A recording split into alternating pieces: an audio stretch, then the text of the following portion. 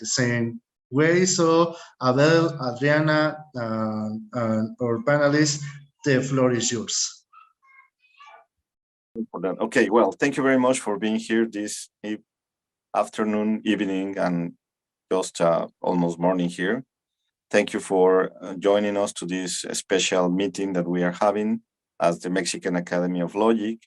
We are really interested in promoting the study of logic and also the research worldwide, particularly in Mexico as well. And today we have a really special meeting to honor the memory and the work of one of the most important philosophers and logicians in the recent times, that is Saul Kripke. And I am really glad to introduce you as well, Jean-Yves Bessiot, who is working worldwide to promote logic. He got a very important project about universal logic, and he is working to promote this association of many associations of logic or academics worldwide. And he also promoted the World Logic Day. And so he also got the opportunity to be working with Kripke at some point, invited him to one of the most important gatherings for logicians worldwide, that is also his initiative.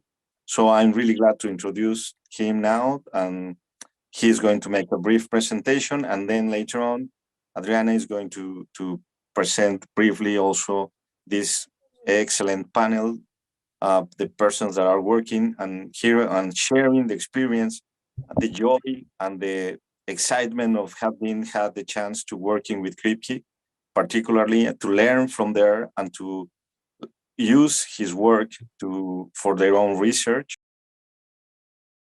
Can you see the screen? Yes. Okay, that's fine. So I will say in a few minutes my contact, my relation with Saul Kripke. That started in, let me see here. At the time, in 2005, we were organizing this first World Congress on School and Universal Logic in Switzerland, which is my country of origin. And then in this, for this meeting, we had the idea to have a secret speaker. And this is the case up to now. I mean, this year we had the celebration of the 7th edition of this meeting. And for each edition, we have a secret speaker. What is a secret speaker? Well, it's a speaker whose identity is revealed only at the time of its talk. So, sorry, we for this first edition, well, we decided to ask Kripke if he would like to have this to play this role, if I may say, at Unilog in Switzerland. I never met him before and so on, so we didn't know what will be his answer, but he liked very much the idea. And then he came to Switzerland. It was, by the way, it was his first trip to Switzerland. Here we can see the picture, the commemoration of this event. Also here on the boat, we had a boat trip on the lake, and Kripke liked very much the event. And in 2005, it was 100 years on the noting paper by Bertrand Russell, and he was working on a paper for this commemoration, and he liked very much to write this contribution when he was facing the Mont Blanc, which was right in front in front of his hotel room. You can see the Mont Blanc here. Okay, so that was a first contact, very good contact. After that, I met him many times here at a talk at the City University of New York, and we had a good, we had a good communication between universal logic and the relation with universal algebra.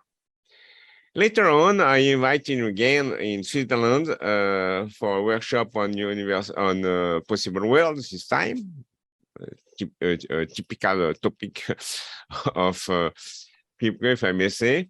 It was also a very interesting meeting. Later on, I invited in Paris. We have a yearly workshop, which is called Logic in Question. Here you have a short picture of the different people. And it was his first and only talk in Paris. And you can see the picture here, as Abel was saying, it's a picture I took of Kripke when we were traveling in Brazil in 2005. Also this one also. Okay, and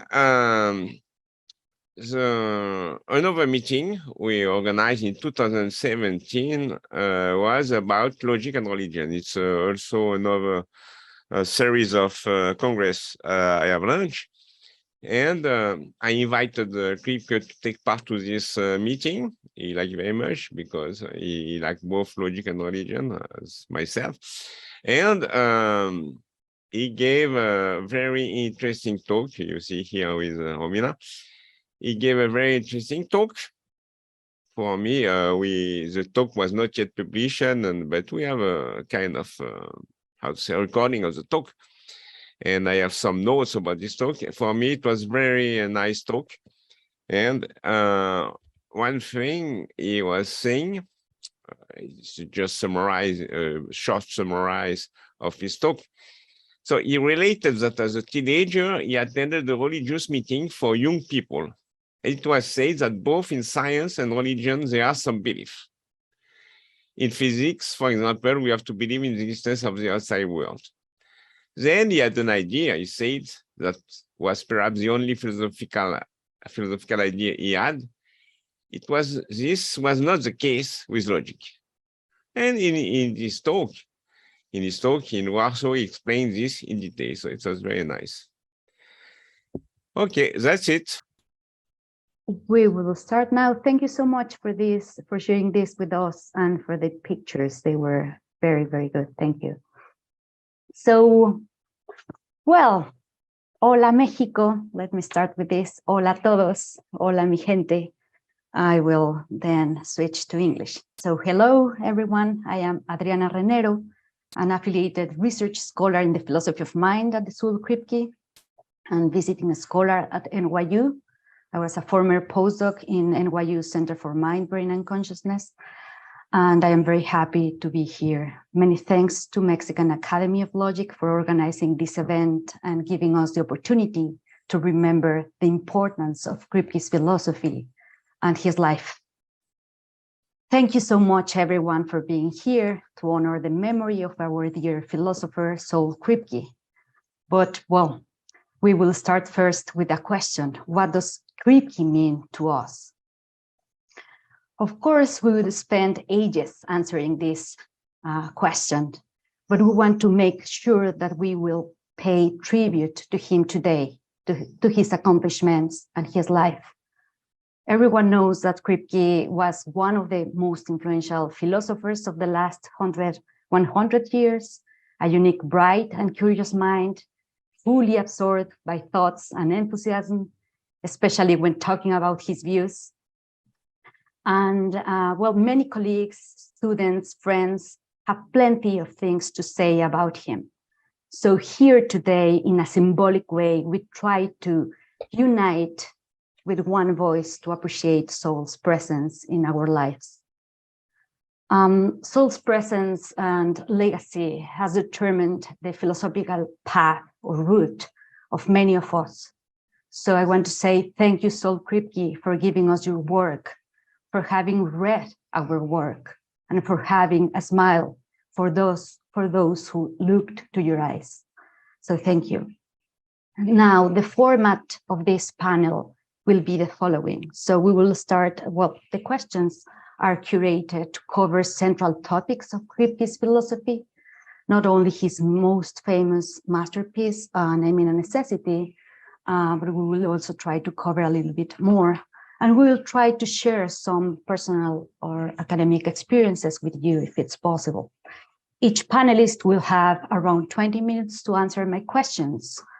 So let me now say I am delighted to be moderating this panel, which is meant to focus on Saul's philosophy and his interaction and influence on the panelists and also to other philosophers. It is really a privilege to get this chance to honor Kripke in such good company.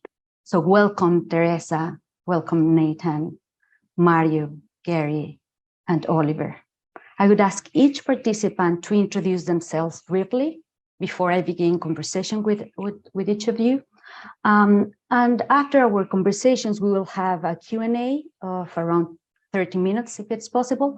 And we will have the opportunity, if we have still time, to devote some minutes, perhaps, to discussion among panelists for particular views. So hopefully we will have time to cover all of this. So let's start tonight with Oliver. Please, Oliver, tell us who you are, and then I will start asking the questions, starting you. Gracias, Adriana, y a mis nuevos amigos de la academia por la oportunidad de hablar hoy. Me llamo Oliver Marshall. I did my PhD on Kripke's philosophy of mathematics. I served as an assistant professor in the Saul Kripke Center. Then I was a postdoctoral researcher at the Instituto at UNAM, and I'm now affiliated with the UNAM as a visiting researcher. Perfect. Thank you, Oliver. Thank you so much. So you're going to tell us about some of Kripke's achievements in logic. Can you begin by giving us a sense of which subfields benefited from his contributions? Yes. So just to be clear, what I'm going to do, I'm just going to begin with a summary of various things he accomplished without really explaining or what they mean. And then I'm going to turn to modal logic, which I'll talk in a little bit more detail, just in case some people are not familiar with that material, because it's so important. So Saul contributed to many subfields of logic and foundation. So if you look at the Saul Kripke Center website, they've done a beautiful job of archiving every one of his publications with a link to the paper wherever possible. So you can see, although it's not really known outside of the logic and foundations community, he published an enormous amount of work in logic and foundations. So most famously, the thing that bears his name are Kripke models, which I'll talk about in a moment, but there's also Kripke's decision procedure for a fragment of relevance or logic. There's Kripke Playtech set theory, which is connected to recursion theory, another important branch of mathematical logic, and in particular to Saul's work on transfinite higher recursion. There's also Kripke schema in intuitionistic analysis, which is the study of real analysis from Brouwer's intuitionistic standpoint. And that was one of only many contributions that Kripke made to intuitionistic philosophy and logic and mathematics. And indeed, Kripke models are also an important contribution to intuitionism. In addition to engaging with Brouwer, I noticed while reviewing his output that Kripke actually engaged with almost every major figure in 20th century logic and foundations, at least the very major ones that we first think of and were first taught about. So of course he engaged with Tarski in his famous paper Outline of a Theory of Truth, in which Saul criticized Tarski's solution to the liar paradox and proposed his own solution. Just as a side note, I would like to emphasize, although the publication of Saul's Outline of a Theory of Truth was sufficient to completely redefine the whole debate. In fact, that's only a tiny fragment of the work he did on truth. He worked very hard on it in the late 1980s, teaching 3 classes at Princeton. And I'm happy to say that the fruits of that work are in preparation at the Saul Kripke Center, but also, very importantly, with the help of Eduardo Barrio at SADAF in the Buenos Aires Logic group. And so I think this work, when it comes out, will be of enormously high value, and everyone in Latin America and elsewhere should try to help Eduardo with this enormous project, if we can. So let's see, that's Brouwer, Tarski, Hilbert. Saul showed that Hilbert's program in the Foundations of Mathematics directly implies its own collapse without the need for Gödel's famous ancillary theorem. Speaking of Gödel, Saul wrote a number of papers on Gödel's theorems, showing how the first theorem is a special case of Grelling's so-called heterological paradox. Let's see, and actually, if you look on the website, you'll see that he published a paper on that very, very recently during the pandemic. In addition, he made a proposal in the Foundations of Mathematics in the sort of great tradition of Frege, Russell, and Wittgenstein. This is what I wrote my dissertation on. So essentially, the proposal is a set theorist's retreat position from Frege's logicism, and it's very much inspired. A mathematical proposal is very much inspired by the role that Saul believes singular reference plays in his picture of language. So very much like Frege's proposal, it's inspired by a picture of the way that language works. And so it's not completely unconnected from to naming a necessity for that reason. He also wrote on Church's thesis. He showed that Church's thesis that the effectively calculable functions are the lambda definable functions is a consequence of Gödel's completeness theorem for first order logic. And it goes on and on and on. I mean, there's really so much. And of course, his most famous contribution is to modal logic, and that's Kripke models. And so that's what I wanted to talk more about, if possible. Yes, of course. Yes, I actually was going to ask you on his work on modal logic as a teenager in the 50s and 60s. So what was the basic problem he was trying to solve there? Okay, so I just want to, what I'm going to try and do here is just very quickly, I'm going to introduce the idea of a formal system and the idea of a model.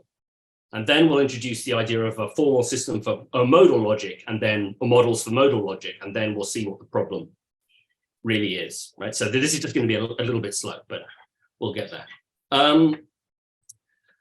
So to specify a formal system, you need to specify its syntax, right? And so you specify the primitive symbols and the rules for forming well-formed formulas, which I'll just call formulas, out of the primitives.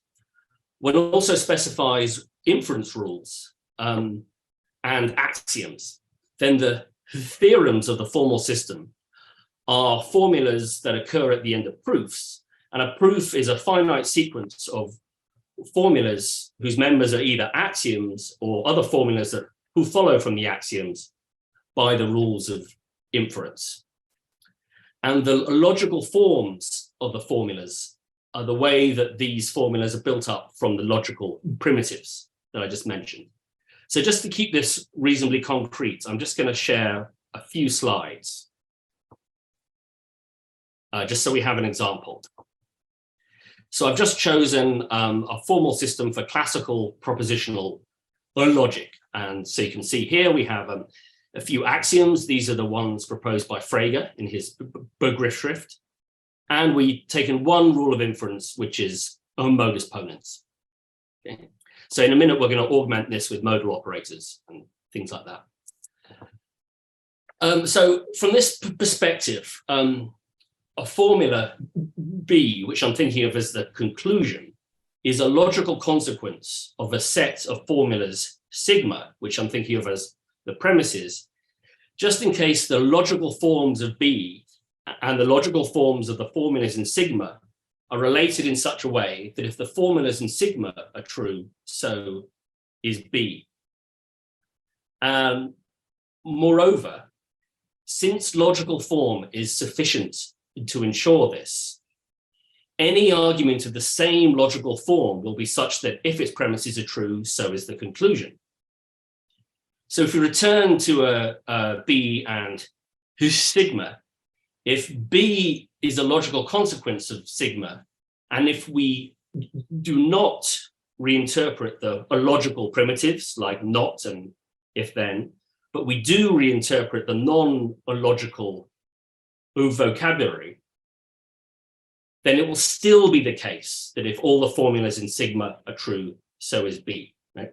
And that's how we isolate the logical form of a proposition, by studying the corresponding sentence that expresses it and reinterpreting the non-logical vocabulary, right? And so that brings us to on model theory. And then after that, we will see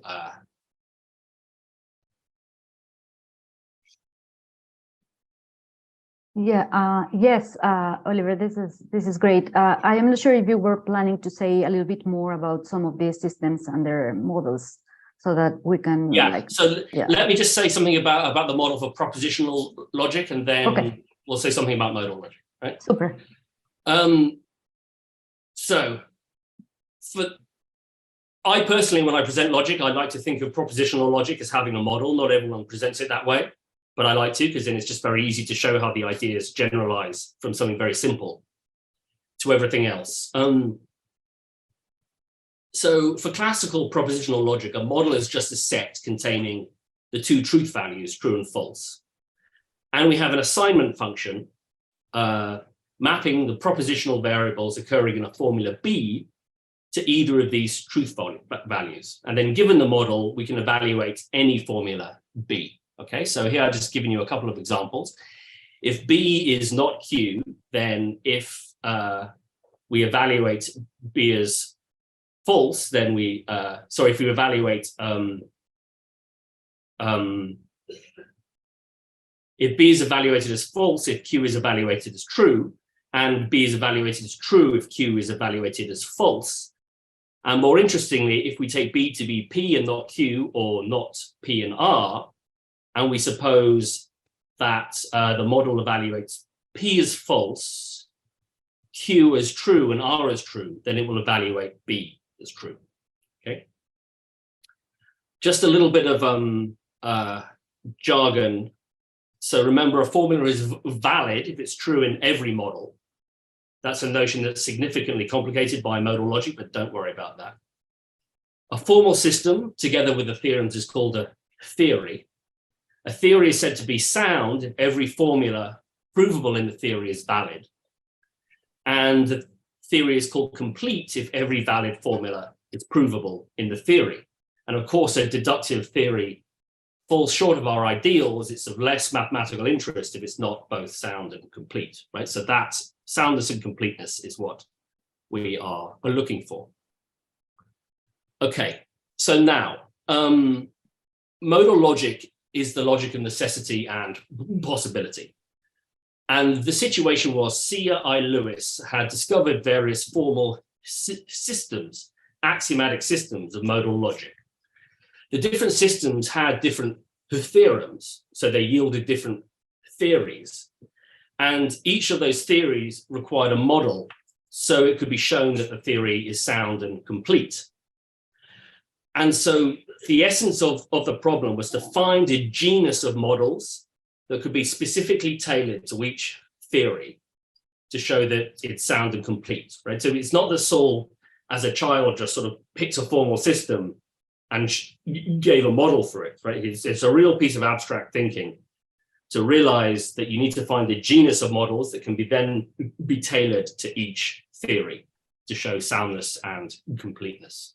So I think that is, in a way, the major insight. Exactly. Yeah, but I think you could like still say more so about these systems and models. So I just thought So I didn't have to try and write Yes. on the screen. I just put up a slide. And so Perfect. what Saul did was show soundness and completeness for the so-called normal modal who systems. What do we mean by normal? Well, they're essentially the systems which are characterized by these axioms and rules. Okay, so we're going to show these are characteristic of all of them. The ones I'm going to show you do not exhaust the normal systems. But first of all, we have Kripke's schema here. Then we have an axiom schema 1, if necessarily A, then A. We have axiom schema 2, and in addition to modus ponens, we add the rule of necessitation, which is this. So this symbol here is the derivability relation. Intuitively, I think the idea here is that if A has been derived, then it's logically necessary, and therefore we may presume necessary in whatever other sense we're interested in, right? I think that's the intuitive idea behind the rule of necessitation. And so then we can just give some examples of normal systems. The minimal system is called K for Kripke. And so that's just the rule of necessitation with this axiom schema here. Then we can augment K to get the system T, which is just K plus axiom A1. Then we can augment T with axiom A2 to get Lewis's famous system S4. And there are other further normal systems as well. And so now, things are slightly complicated because we don't only want actual combinations of truth values, but we want possible combinations of truth values, possibly possible, and so forth. So we need to say a little bit more. So now in our model, we have to evaluate the sentences.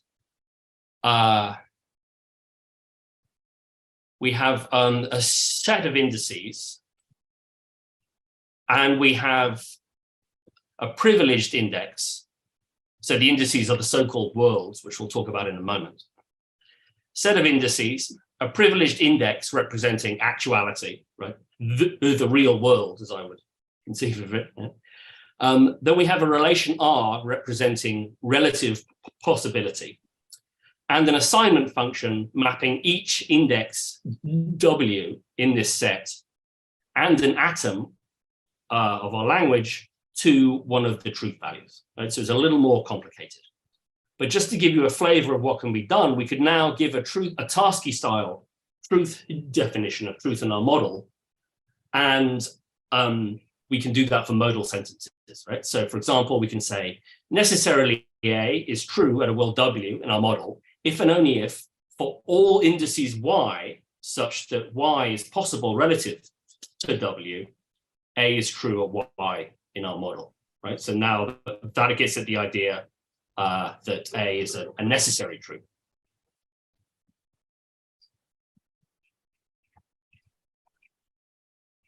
Perfect. Yes.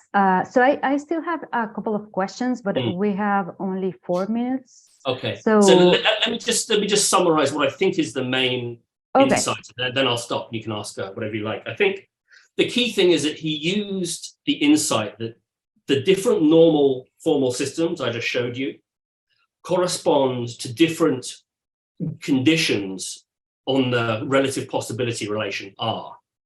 And that's the insight he seems to use to prove soundness and completeness for the different theories. So just to give another concrete example, the system T is sound and complete with respect to Kripke models in which R is reflexive, right? So there's some intuitive relationship between this axiom and the idea of the accessibility relation, the relative possibility relation being reflexive. And so the key insight is to see the relationship between the axioms of the various normal systems and the conditions on R. Right? And once he had all that, then he was able to tailor the models to the different theories and prove soundness and completeness.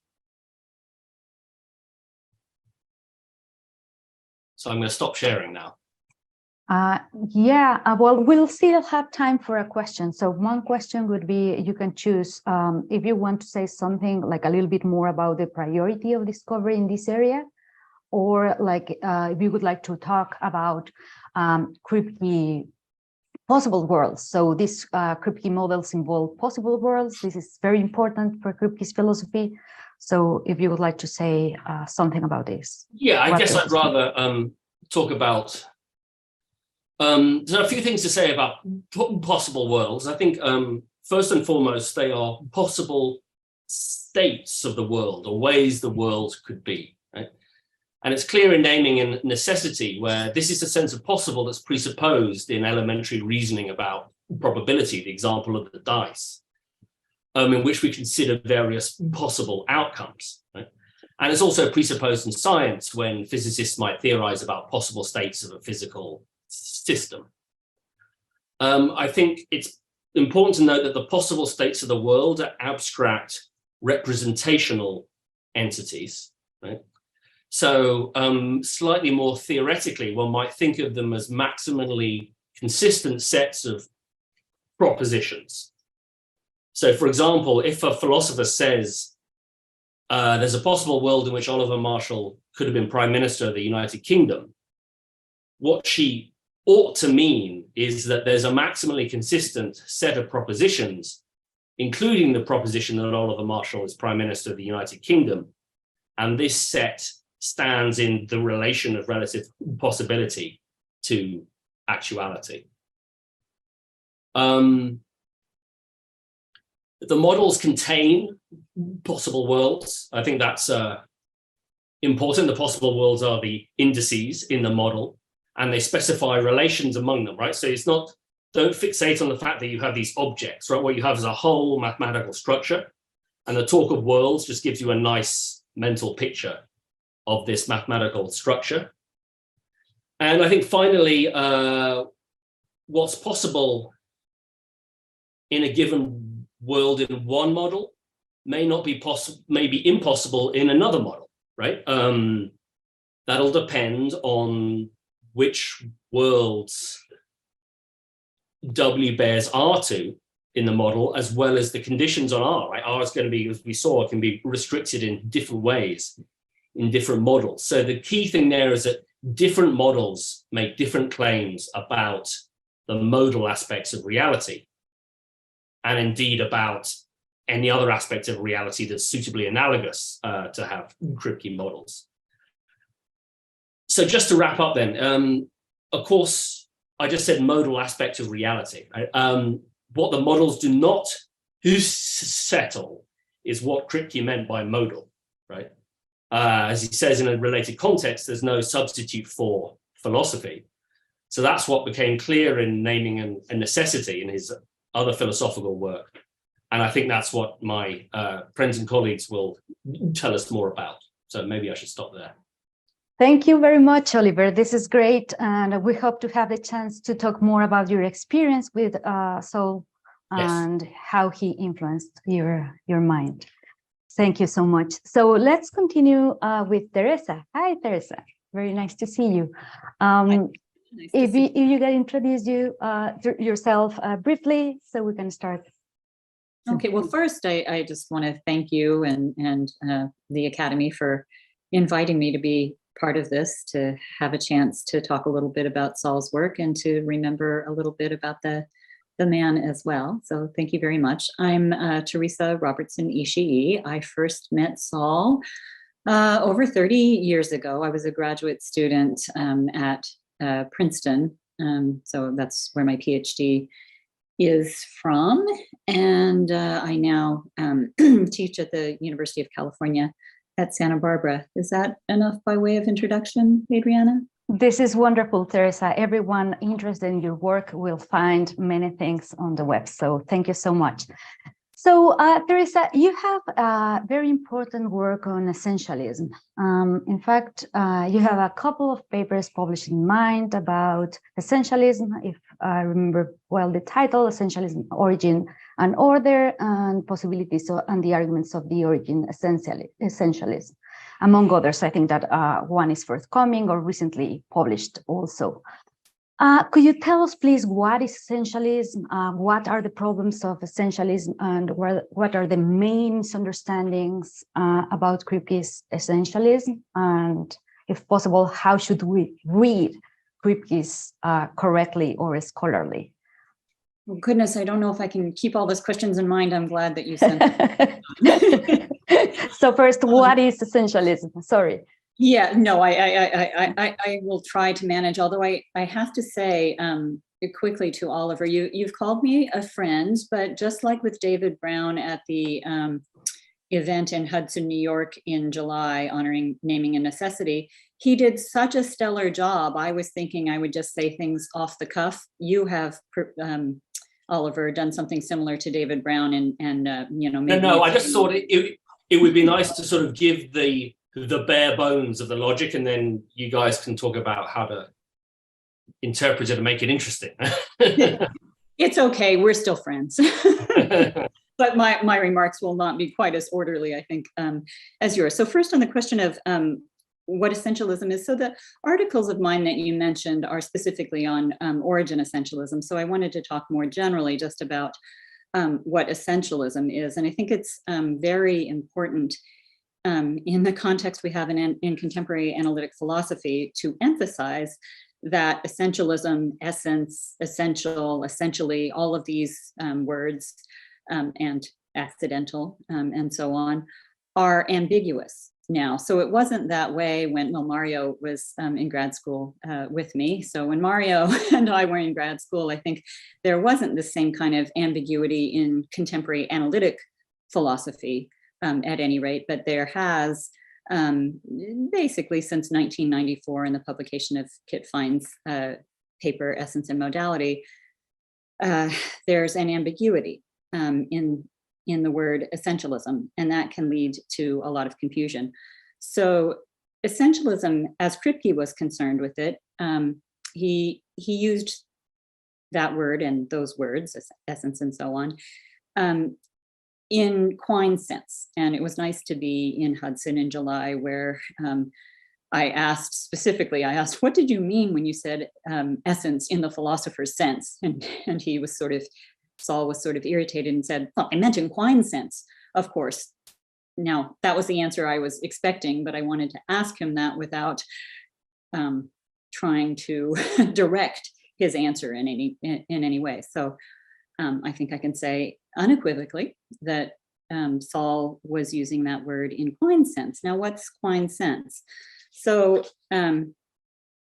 Quine himself said that what he called Aristotelian essentialism, which no one really thinks is Aristotle's doctrine, but Quine said that essentialism is the doctrine that you can have open sentences like fx and gx, such that there's a true sentence of this form. There is an x such that necessarily x is f, and also x is g, not in the scope of that necessarily, but also x is g, but not necessarily g, right? So as Quine was thinking about essentialism, he would say that essentialism is the claim that there's something that has some property essentially, necessarily, and that has some property accidentally, that is, has a property, but not necessarily. That's not probably the way that most people use it. So most people, suppose I think that all properties that any object has are necessary to them. If I have such a view, most people would say that I'm an essentialist. Quine's definition doesn't allow you to do that because, the object would have no accidental properties. So, I guess I think, Quine was misspeaking. In any case, I'm confident that Saul thought of essentialism as basically de re necessity, right? Quantifying into a necessity operator, right? Where you say there is an X such that necessarily X is F. So any claim of that form would be an essentialist claim. And I think, so the claim that I'm necessarily human or necessarily human if existent, right? Those are essentialist claims. And I think by courtesy, given that it's so obvious that there are in fact human beings, we would also say that all humans are such that they're necessarily human. That also counts by courtesy as an essentialist claim, I think, in most people's view. So let's see. That's a little bit about what essentialism is, right? And then let's see, what else? Oh, main misunderstandings. So actually, I didn't realize that we would be allowed to share a screen, but if I can briefly, I don't have a nice handout prepared for this, but I have a different handout that I can use. So let me see. Oh, you're going to see all of my messy. No, go ahead. No worries. Yeah, you're going to see my whole screen, I think that. Yeah, so that was the bit from Quine. This is a handout that Nathan and I used in a talk that we gave recently. So, I mentioned that the word essence is used ambiguously now. So I want to make very clear the way that Saul used it, right? So when he talks about essences, he is talking about modal essences, or when he talks about something having a property essentially, he means modally essentially. So here it's probably a little easier rather than just trying to understand my words if you read them with me, right? An object X has a property P modally essentially, and P is modally, and P is a modally essential property of X and is modally essential to X if and only if it's metaphysically necessary that X has P. Some people would add if X exists. I'm not going to bother with talking about that curly Q, but I'll stick with this one, I guess. And we say that an object X has a property P modally accidentally, and P is a modally accidental property of X and modally accidental to X if and only if both X has P and X doesn't have it modally essentially, right? So then modal essentialism is the doctrine that some properties are modally essential to some things. Again, there's this kind of courtesy about, all humans are necessarily human would be by courtesy an essentialist claim. And then we would say that a modal essence of X is the class of X's modally essential properties. Maybe I'll continue to share this for a little bit. So you had asked what are some main misunderstandings about Kripke's essentialism. So I wanted to make clear, I wanted to talk about two misunderstandings. One is just, it's not so much a misunderstanding about essentialism as it is a misunderstanding about what Kripke thought essences were. So in this 1994 paper, Kit Fine considered a different sense of essence than Saul was typically talking about. So according to Kit Fine,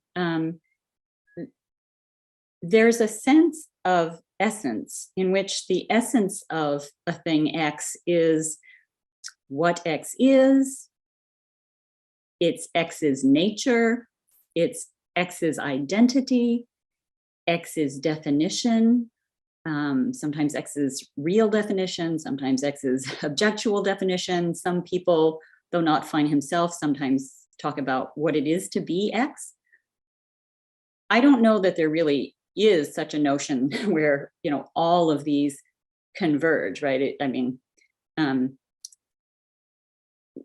Yeah, maybe I'll stop sharing my screen so you can see me a little bit better for the time being, and I'll go back to it. Fine was often thinking about things like Singleton Socrates, right? And for something like Singleton Socrates, it's kind of plausible that there's, what is Singleton Socrates? Well, it's the set whose sole member is Socrates. What is Singleton Socrates' nature? Well, it's to be the set whose sole member is Socrates, right? It seems like all these kinds of notions that Kit has in mind, nature, identity, what it is, maybe what it is to be, to the extent that we think something has a definition, right? It doesn't sound crazy to say that the definition of Singleton Socrates is the set whose sole member is Socrates. So these notions may converge for something like Singleton Socrates. It's hard to see them converging for something like Socrates, right? If you ask me, what is Socrates? I don't know, a philosopher, a human? What is Socrates' nature? To be a gadfly? You know, I don't get the same sense that all the answers will be the same. So I'm not convinced that there is such a thing as essence in the sense that fine means, but contemporary analytic philosophers take there to be such. And I'm going to call that kind of essence whatness essence, so that we can distinguish it from the thing that Saul was talking about, right? So he was concerned with modal essences. Fine is concerned with this thing that I'm not sure there even exists, but this, you know, I will act as though it does, this whatness essence. I have some vague feel for what he's after. So I guess the first misunderstanding that I want to clear up is this one that comes from Fine. So Fine's paper, he's concerned to show that this is a very bad account of the notion he's concerned with, right? So he calls this account the modal account, he calls it the modal account of essence. I'm going to call it the modal account of whatness, so that we're clear on what we're talking about.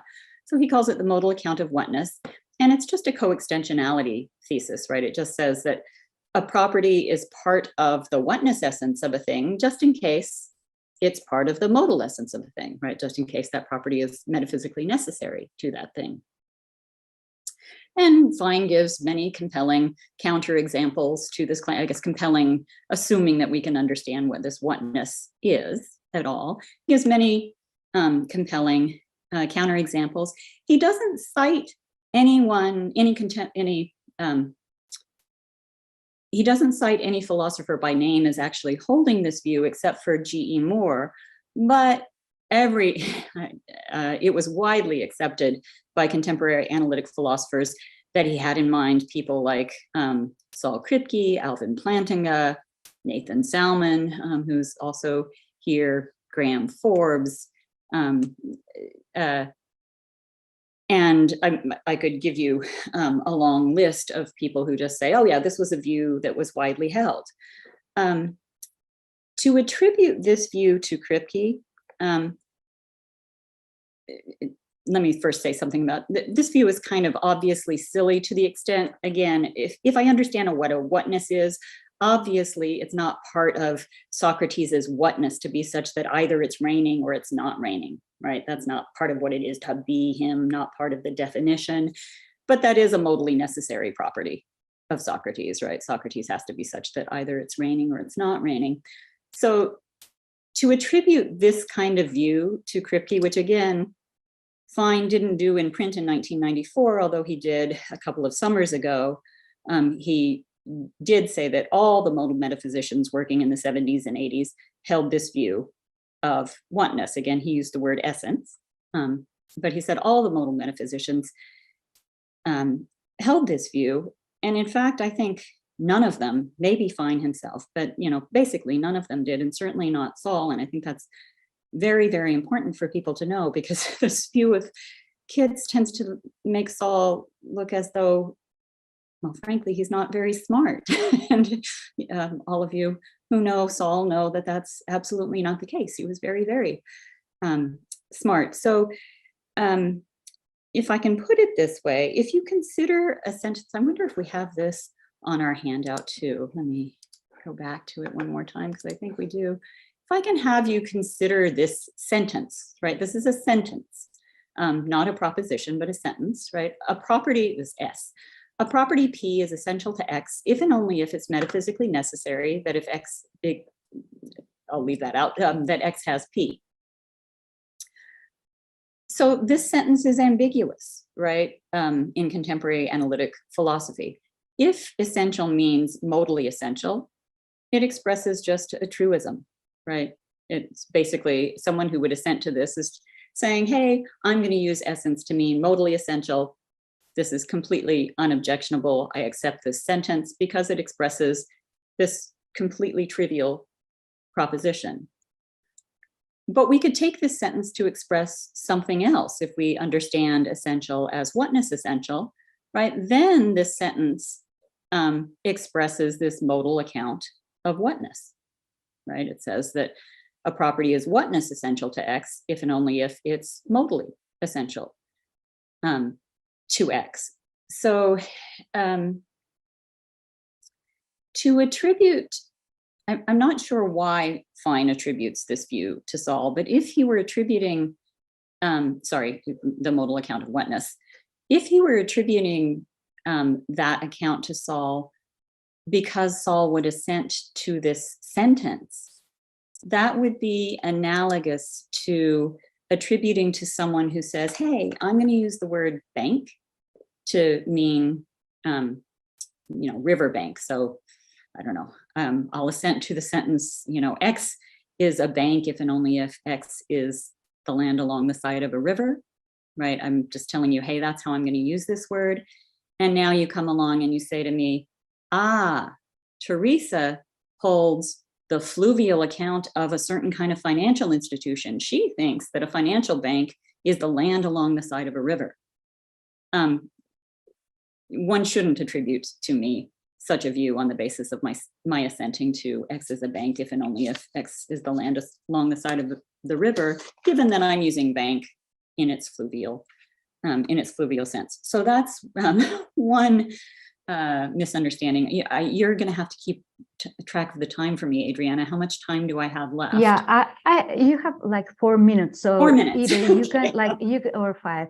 You can talk more about this Fine's reaction about your about the correction, or if you prefer to talk about. I would like to say something. So I would like to say something about misunderstandings about origin essentialism. That'll connect a little bit better with some of the things that Oliver was saying, and maybe we can talk a little bit toward the end.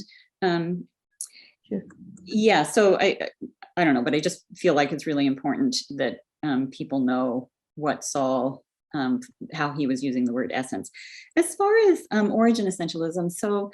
I wanted to be fairly precise about, Kripke made a few origin essentialist claims in naming a necessity. One of them was that Queen Elizabeth, who was in fact the child of Elizabeth Bowes-Lyon and George VI, could not have been the child of Harry and Bess Truman instead.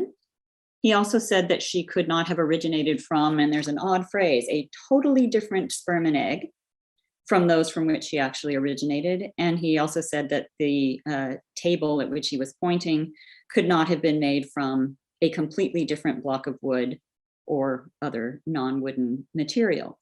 So origin essentialism is a claim to the effect, to take the first one, that not being the child of Harry and Bess Truman is an essential property of Queen Elizabeth, right? And not coming from a completely different sperm and egg is an essential property of the Queen, and so on. So they're kind of funny properties, right? They're negative properties, so to speak, that he's attributing to various individuals. And the reason that that's, that's important. So a lot of people have misunderstood Saul to be claiming that the Queen had to come from the very parents that she came from, that, the table had to come from the very matter that it came from. Whereas Saul wanted to leave room for the idea that a table could have come from slightly different matter, right? He wanted, there's a complication in the case of the Queen that, again, I was able to ask him about in Hudson in July. In fact, he thinks the Queen had to come from the very sperm and egg she came from, but that's basically because we come from, human beings come from just 2 gametes, and he thinks, changing out one of those gametes, that's too much. But I asked him, if we had come from 100 gametes, could the Queen have come from just 99 of those? And he thought, yeah, probably. I don't know where the cutoff is, but you get the idea. He wanted to leave room for the idea that a thing could have a slightly different origin, but not a completely different origin. And many people fail to see that. So a lot of people will say that he's a genetic essentialist, that he thinks you have to have exactly the genetic, code that you do have there. I don't have time to read various passages that show that that's not correct. But this is very significant, this interplay between the slight differences, but not complete differences. So if you think about this, and I'm just going to lay out a little teaser here quickly, and maybe then in the question or in the period at the end, we can talk a little bit more about it. If a thing could have a slightly different origin, so right in world zero, let's say, possible world zero, the actual world, this table comes from certain matter. If it could have a slightly different origin, then in world one, say it's one molecule, it originates from one molecule different from its actual original material, then in that world, it seems like it could also have originated from one more molecule different still, right? So that it's two molecules different. Its origin is two molecules different from its origin in the actual world. You continue on in this way long enough, and eventually you're going to get to some world n, right, where n is the number of molecules that the table had in it when it came into existence. Eventually you're going to get to some world where that table has originates from matter that doesn't have anything in common with the matter from which it actually originated.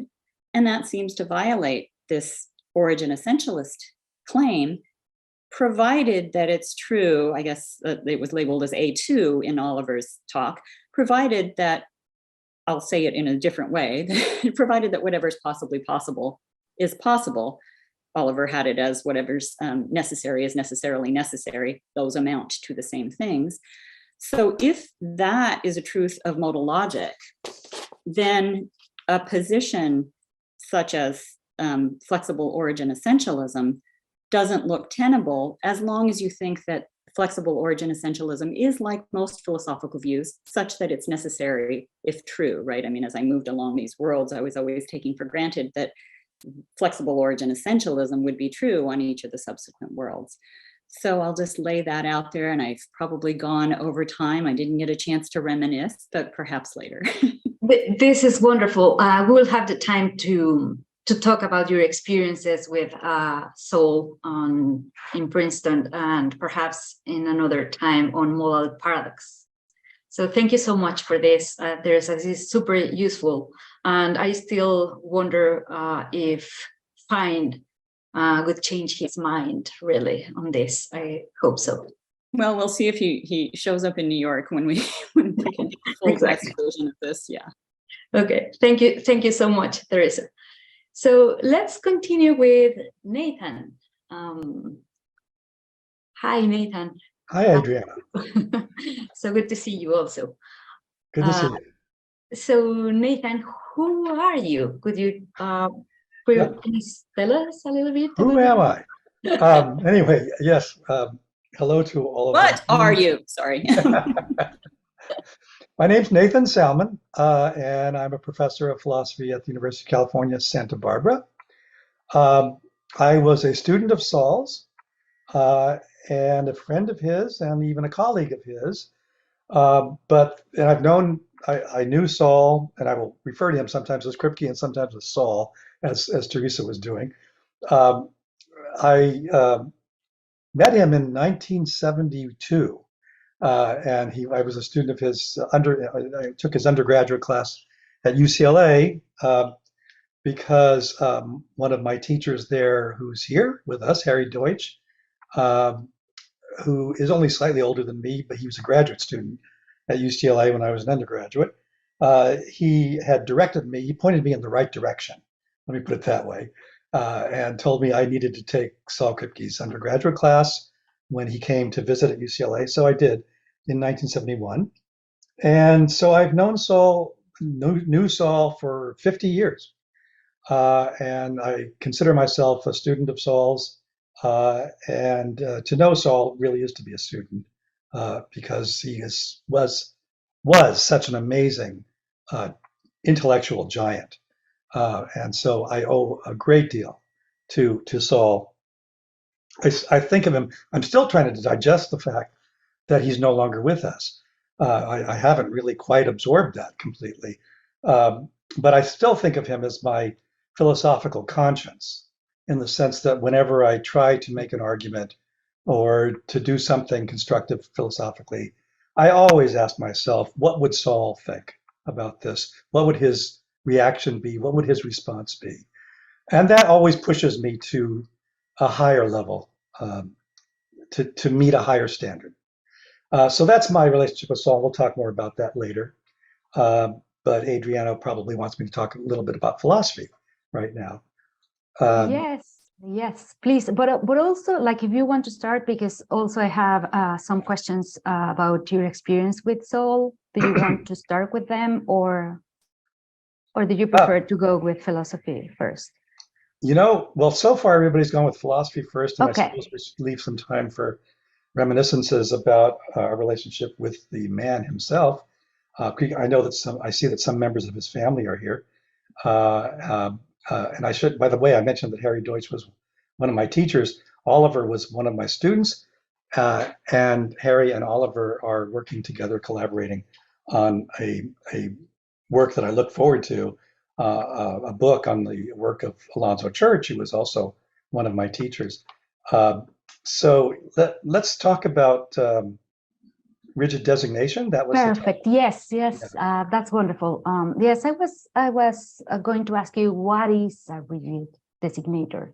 What is the notion? Why this notion is so important in Kripke philosophy? And yes, like what is the connection between a rigid designator to Milianism? Right. So yeah, so I prepared a handout. Actually, I have been giving a seminar this term, and some of my students are here at this conference workshop on the topic of rigid designation and possible worlds. These are concepts that were central to Naming and Necessity, which is Saul's great masterpiece. It's still amazing to me to think that Saul's greatest masterpiece in philosophy, are transcriptions of lectures that he gave without notes. And he was only 29 years old at the time.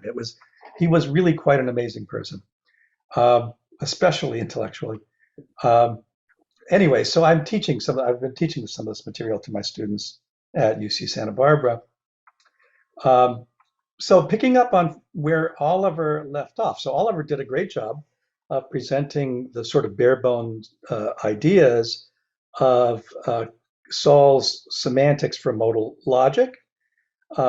This idea of relative possibility was a central notion that Saul came up with on his own, and this provided the key to solving a problem that logicians were working on, modal logicians were working on. In fact, if I can tell a little story about that, somebody whom I regret I never did meet, but I wish I had, was Richard Montague, who was a teacher of Harry Deutsch's. And Montague was also a genius. That's why I regret that I never met him, but he was murdered before I got to UCLA. Strange story. He was working on this problem of trying to form a completeness theorem, prove a completeness theorem for modal logic, and he had a partial result. He didn't have a complete result that he was going to present to the Association of Symbolic Logic. And then he got a telegram, or was somehow received the communication that the problem had already been solved by some high school student in Omaha, Nebraska. And that was Saul, of course. And he saw an abstract of Saul's work, and it was credited to S. Kripke without spelling out his name. And Montague wondered and asked somebody, I wonder whether S. Kripke is a man or a woman. And he was told, oh, it's a child, because Saul was still in high school at the time. Anyway, picking up on where Oliver left off. So Oliver talked about Saul's idea of relativizing truth to a possible world and incorporating this notion of relative possibility, or as it was called, accessibility. Now, a lot of interesting issues come up at that level of doing modal logic. This is propositional modal logic. A whole bunch of new issues, philosophical issues, arise when you extend propositional modal logic to what's called quantified modal logic. So extend those ideas to not just to propositional variables or sentence letters, but to formulas with singular terms in them, which might even be variables. And they might be variables that are bound by quantifiers across a modal operator. This is called quantified modal logic, and lots of other philosophical problems and issues arise in connection with quantified modal logic. And one of the ideas that arises as soon as one tries to extend Saul's ideas for propositional modal logic to the realm of quantified modal logic is, what does a term designate with respect to a possible world? So already in propositional modal logic, we are talking about truth of a sentence with respect to a possible world.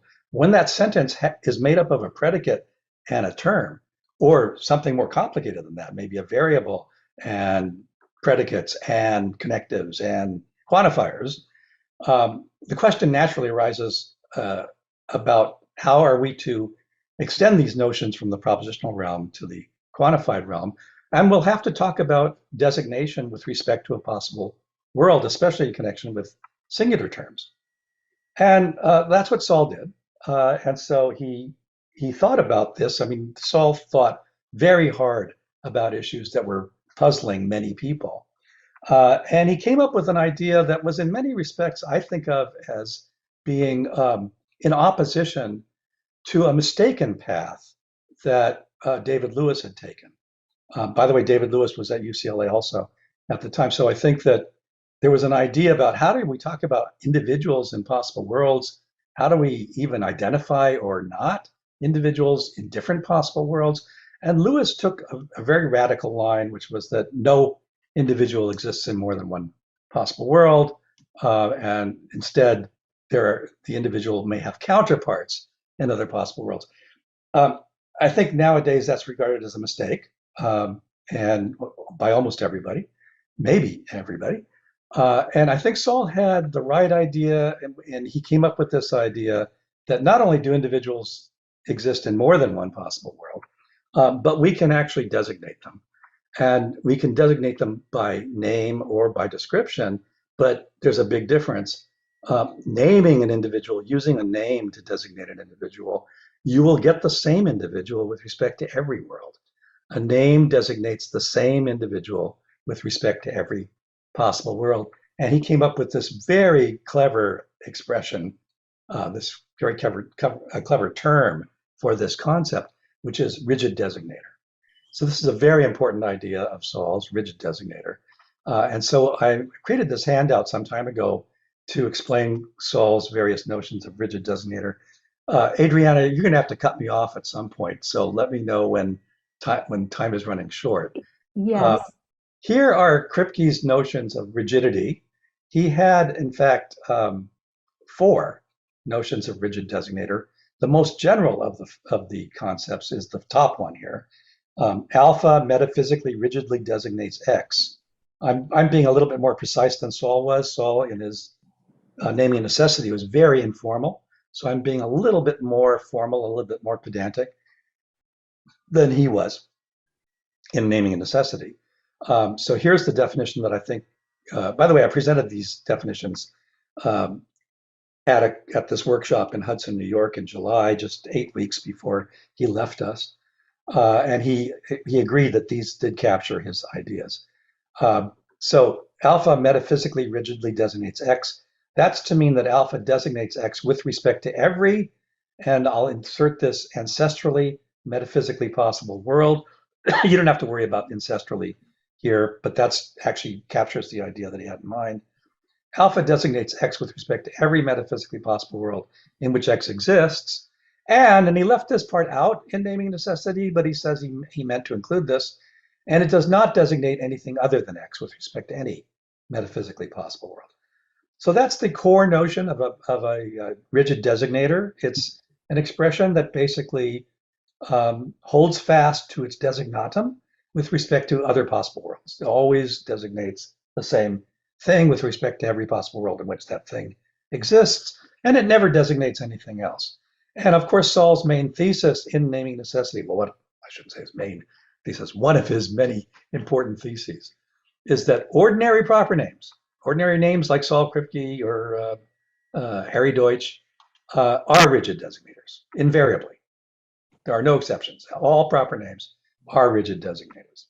So this ties modal logic to natural language. Proper names are everywhere in natural language. Now, Saul invented this notion of a strongly rigid designator just to clear away any possible confusion.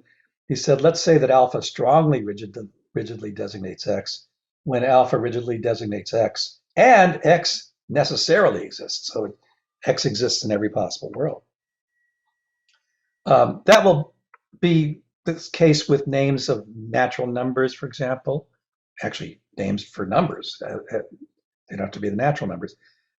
So names of numbers and names of, perhaps names of properties, things like that, things that exist necessarily. The Arabic numeral 37, for example, will be a strongly rigid designator. And then later in the preface to Naming a Necessity, of course, the preface was written well after Naming a Necessity was originally published. He came up with a distinction because people were often confused about some rigid designators that were not strongly, some rigid designators that designated by description. So some definite descriptions actually are rigid designators, though that isn't normally the case with definite descriptions. There are many definite descriptions that rigidly designate. And he wanted to distinguish between those two types of rigid designators. So he came up with this distinction of de jure and de facto rigid designation. These are important notions. All of these notions are special cases of the general case. This is the general case up here. We'll say that alpha de jure rigidly designates X if alpha is stipulated to designate X rigidly. That is, alpha rigidly designates X solely by virtue of pure semantics. So think of a de jure rigid designator as something that was introduced precisely with that stipulation that is going to rigidly designate a particular object. Contrast that with a de facto rigid designator. This will be the case where the definite descriptions that happen to be rigid designators, they will never be de jure, they'll be de facto rigid designators. Alpha de facto rigidly designates X when alpha designates X but not de jure, right? Or another way of putting that is alpha happens to designate X rigidly. So an example of a de facto rigid designator would be, let's say, the even prime integer. That's a definite description, the even prime integer. It rigidly designates the natural number 2. That's the only even prime integer there is. And it's not as if some other number could have been an even prime integer. It's not as if the number 2 might not have been an even prime integer. So this definite description, the even prime integer, designates the same thing, number 2, with respect to every possible world. In fact, it's a strongly rigid designator.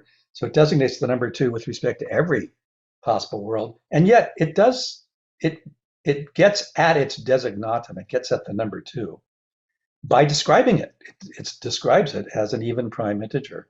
And that's unlike the numeral 2, which is a de jure rigid designator of the same thing. So these are two types of rigid designators. Basically, I probably have that later on, so I'll probably just get to that later. I came up with another way of making this distinction between rigidity, between de jure and de facto, and this was in my dissertation, excuse me, which was written before Saul came up with this distinction between de jure and de facto. So I used a different terminology, and my thinking is slightly different from Saul, so that they coincide in a certain way. So I made a distinction between persistent rigid designation and obstinate rigid designation. The persistent rigid designators are basically the de facto, and the obstinate are basically the de jure rigid designators. I say that alpha persistently rigidly designates X when alpha designates X with respect to every metaphysically possible world in which X exists, and does not designate anything with respect to any possible world in which X does not exist. So with respect to worlds where X doesn't exist, it just doesn't designate at all. These will be the definite descriptions that are rigid designators, and there are some that are like this. Proper names, however, will not be persistently rigid designators, nor will they be de facto rigid designators. They're going to be de jure rigid designators, and they're going to be obstinately rigid designators. So the notion of an obstinately rigid designator is alpha designates X with respect to every possible world, whether X exists there or not. So even with respect to the worlds where X does not exist, alpha designates X. In other words, in some sense, you could think of it this way. An obstinate rigid designator brings its designatum with it to the other worlds and will designate that same thing with respect to these worlds, even though that thing doesn't exist there, or whether or not it exists there. And the reason why a term might do this, and of course Saul's thesis is that proper names do this, is that they don't designate by description. So they're not looking into the possible worlds to find something that suits some condition that they carry with them. No, they don't carry a condition with them and look for something that fits it.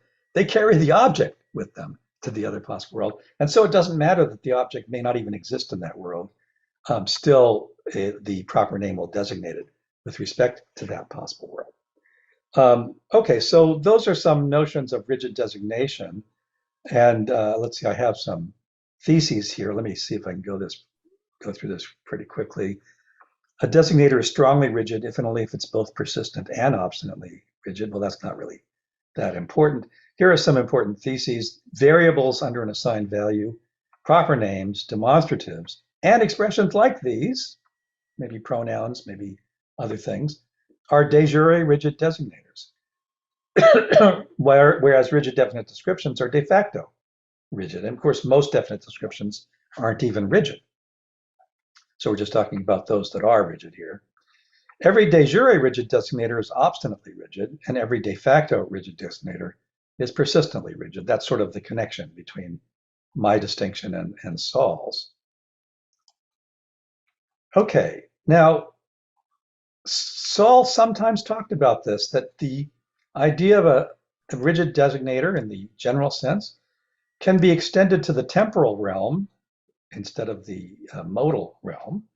And there were known to be lots of analogies between tense logic, temporal logic, and modal logic. These were highlighted by Arthur Pryor. So one can talk about a temporally rigid designator as exactly analogous to a modally rigid designator, or metaphysically rigid designator. We can say that alpha temporally rigidly designates X if it designates X with respect to every time at which X exists. So we're just going to confine ourselves to the actual world. Let's not consider other possible worlds. Even in the actual world, there's a course of history, and an expression will be called temporally rigid if it designates the same object with respect to every time at which that object exists and doesn't designate anything other than X with respect to any time at all. That would be the exact analog of Saul's notion of a rigid designator, and he recognized this. And then I thought, well, we can extend these ideas even further. So I have this notion of a logically rigid designator. That's going to be a broader notion than a metaphysical rigid designator. A logically rigid designator is a term that designates the same thing with respect to every logically possible world in which X exists and never designates anything else with respect to any logically possible world. So let me just say, I'm not sure that Saul welcomed this addition to his views, but I believe that there are logically possible worlds that are not metaphysically possible. That is, I think there are more worlds than just the metaphysically possible worlds. And an example of a logically possible world that isn't metaphysically possible would be a world which is not going to be a possible world, no, but it's a way for the world to be, even though the world couldn't be that way, a way for the world to be according to which I am a credit card account rather than a human being. Now, of course, I couldn't be a credit card account. That's not something that could possibly have happened. But logic doesn't rule it out. As far as logic is concerned, why not? There's no logical contradiction in the supposition that I'm a credit card account. So I say, in the same way that there are metaphysically possible worlds, there are logically possible worlds, some of which are not metaphysically possible, many of which are, of course, metaphysically possible. In fact, all of the metaphysically possible worlds are logically possible. But if you're willing to extend the the class of worlds to include logically possible worlds that aren't metaphysically possible, we can extend the notion of rigidity to those as well. And that's where I come up with this notion of a logically rigid designator. And then there's this notion that I believe is probably due to David Chalmers. I'm not sure about that, but we could talk about an epistemically rigid designator by considering epistemically possible worlds. These epistemically possible worlds may not be, well, Chalmers would certainly not agree with me about this. Epistemically possible worlds need not be metaphysically possible worlds. They need not even be logically possible worlds. So an epistemically possible world is a way the world is for all one knows. For all I know, the world is such and such. Meaning, I don't know that that's not the case. I don't know otherwise. Not knowing otherwise is a kind of modality. It's a kind of possibility. But it need not coincide with metaphysical possibility. There are things that, well, for example, an even number greater than 2 that's not the sum of 2 prime numbers. For all I know, there is such a thing. So there's going to be an epistemically possible world in which there's an even number greater than 2 that's not the sum of 2 prime numbers. Now, maybe there is no such thing. Some of you may know that I'm talking about Goldbach's conjecture. Goldbach's conjecture is that every even number greater than 2 is the sum of 2 prime numbers. If that conjecture is correct, then there are no numbers, even numbers greater than 2, that are not the sum of 2 prime numbers. But for all anybody knows at the present time, there are such numbers. Nobody knows that there are, and nobody knows that there aren't such numbers. And maybe we will never know. Maybe there's in fact no way to decide this issue. Maybe there's no way that humans can decide this issue. But there's a fact of the matter, even if we will never know what it is. So epistemically possible worlds could be mathematically impossible. They could be metaphysically impossible. But we can extend the notion of rigid designator to those as well.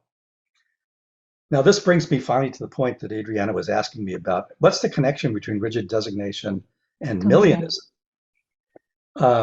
So millionism is a doctrine about proper names. And it's the doctrine that the only content that a proper name has is what it designates. That's named for John Stuart Mill. In fact, Saul coined the term million or millionism for the doctrine that's associated with John Stuart Mill. And that is that a proper name's content is just the thing that it designates. And there's no other content that it has. It's just the thing that it designates. So for example, a proper name that has no designatum has no content at all on this million theory. I happen to be a million. I'm convinced the millionism is correct. Saul was never convinced of it, but he was never convinced that it wasn't true either. I have many conversations with him, and we talked about this at a great length, and I never was able to convince him that millionism was true, but he did say toward the end of his life that I had convinced him that the name Cicero and Tully were nearly synonymous. He said they were, I forgot how he put it. Anyway, so they just differed morphologically, I think is the way he put it. But that otherwise they had the same content. So I've been working on this idea for a long time now. Saul believed in rigidity, but he wasn't convinced that proper names were million. He was convinced that they were rigid, but he wasn't convinced that they were million expressions. And I have now been working on the idea that if you extend the notion of rigidity to epistemically possible worlds, a case can be made, and I'm trying to make this case now, that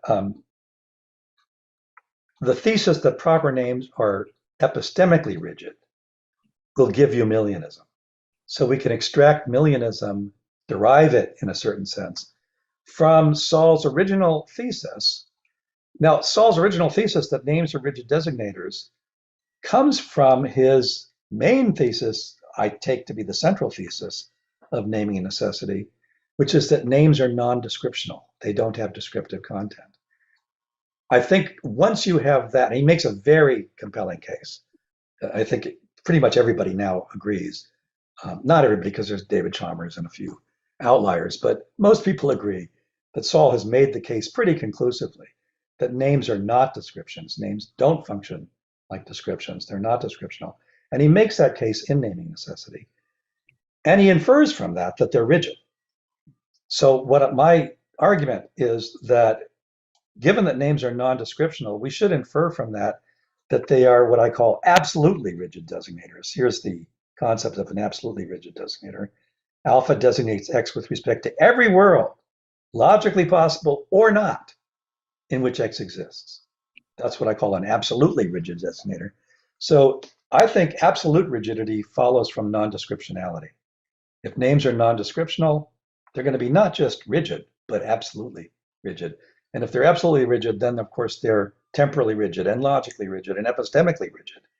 And that's what I think is the case, that names are absolutely rigid designators. They designate the same thing with respect to every world, whether that world is possible or not, whether that world is logically possible or not, whether that world is epistemically possible or not. They just always designate the same thing with respect to every world. From that, I think we can derive millionism as a consequence. So I am now working on this project of trying to get millionism, trying to extract millionism from modality, basically from epistemic modality.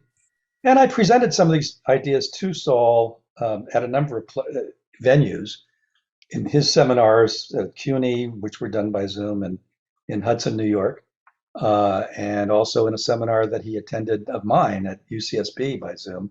I presented some of these ideas. He didn't ever reject them, but I don't think I had quite persuaded him. I wish that he had lived longer for many reasons, one of which was I would like to have continued to try to persuade him of this. So I think I can end here, if that's appropriate, Adriana. Yes, I think it's great, Nathan. I also wanted to ask you, but perhaps we should leave it for the Q&A, how this is connected with his work of called Apostle About Belief in particular. Sure. And I want to hear more about your conversations with him in Hudson about this. But thank you so much. This is really exciting. Yes, I'm really enthusiastic about this conversation. I could really spend days in listening to you. Thank you so much, really. Very welcome. Thank you. So let's move on and continue with Mario. Hi, Mario. How are you? Good. So, so Mario, could you please, well, everyone in Mexico knows you, but if you could say a few words about you, and then we will start the questions I have for you. Sure. Thank you, Adriana, for the invitation to this panel. My name is Mario Gómez Torrente, and I first met Saul, I guess, at the same time as Teresa. We were both graduate students at Princeton in the same year. And I remember pretty well the first time I saw Saul in the fall of 1990,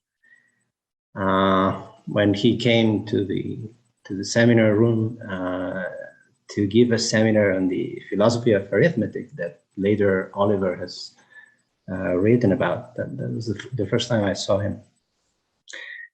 And well, I was a student of his. At Princeton, I took, I think, all his seminars while I was there. And I was also his teaching assistant a couple of times for a course he gave on recursion theory. And well, now I'm a researcher at the Instituto de Investigaciones Filosóficas, Institute of Philosophical Research at the UNAM in Mexico City. And well, I guess I can say that I have written on a number of Kripkean topics, and I've been very influenced by Saul and by his philosophy. Thank you, Mario. Thank you so much. So in your view, what are the most influential ideas of Kripke's naming a necessity? Is Kripke's notion of rigidity the most influential idea of naming a necessity? I think you have some work on this, as you mentioned. So how is your book roads of reference related to the ideas in naming a necessity?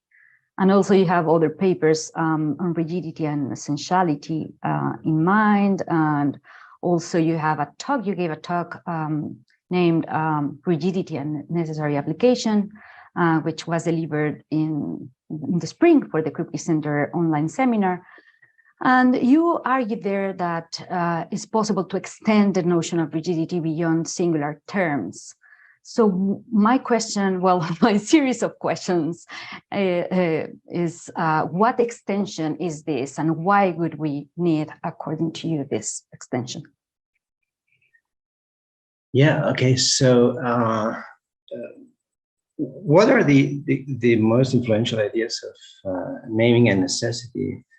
Well, I think obviously Nathan was right in saying that the central idea, and probably the most influential idea, is this critique of descriptivism about names, about proper names.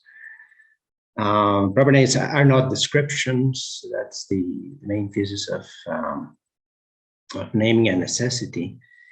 And I think I disagree with Nathan about the direction of the use of the notion of rigidity with respect to this thesis. I think that the notion of rigidity is just obviously also a very important notion from the book.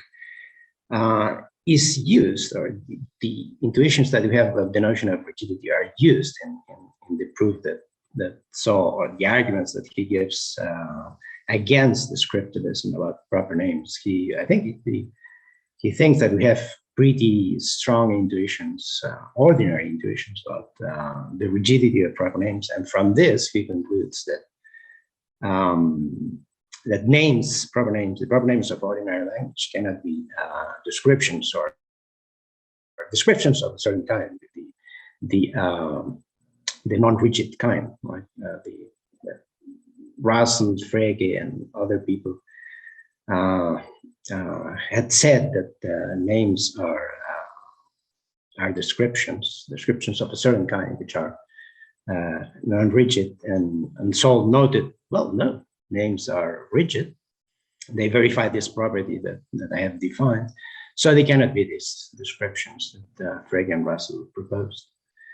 So these are certainly central ideas of naming and necessity, but I think the book is also very, very important because of the kind of picture it paints about other topics that Saul treats more superficially, perhaps, in the book. So, for example, there's this picture of how proper names and natural kind terms get their reference, how their reference is fixed, how their content is fixed. Also, but he only gives what he calls a picture of this, how this thing happens. Right?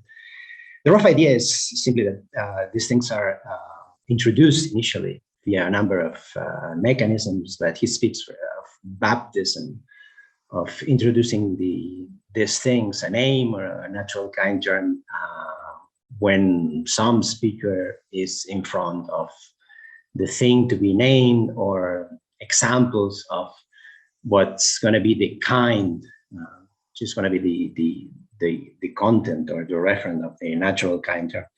And later, this is also a very important idea in naming and necessity. These terms and their reference is transmitted from speaker to speaker via historical chains of transmission. That's also a crucial idea in naming and necessity, although one that Saul doesn't speak about in much detail. But he emphasizes this idea that this is only a picture that he's giving about this matter. There's also this very clear idea in naming and necessity of these natural kinds, which are the reference of natural kind terms as real features of the world, things that, as people say, using Plato's metaphor, things that cut nature at its joints, right? This goes very much against an idea that is very common, I think, perhaps dominant at his time, at the time he gave these lectures on naming and necessity, but certainly now that views these words for natural kinds as kind of construct of some kind, which is artificial to a large extent and doesn't reflect the true nature of things. I don't know, there's also these arguments for what we might see as dualist conclusions in the philosophy of mind. He has this argument using the notion of rigidity in a very spectacular way, that the mind and the body cannot be the same thing.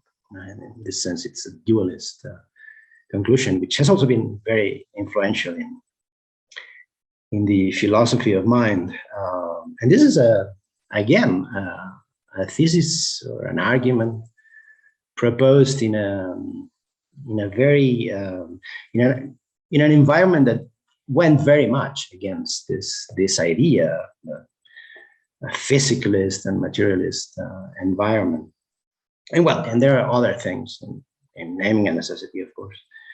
In my book, I have worked on a number of Kripkean topics, but specifically on reference fixing, on this idea of these Kripkean ideas about how the reference of names and natural kind terms and other things are fixed, right?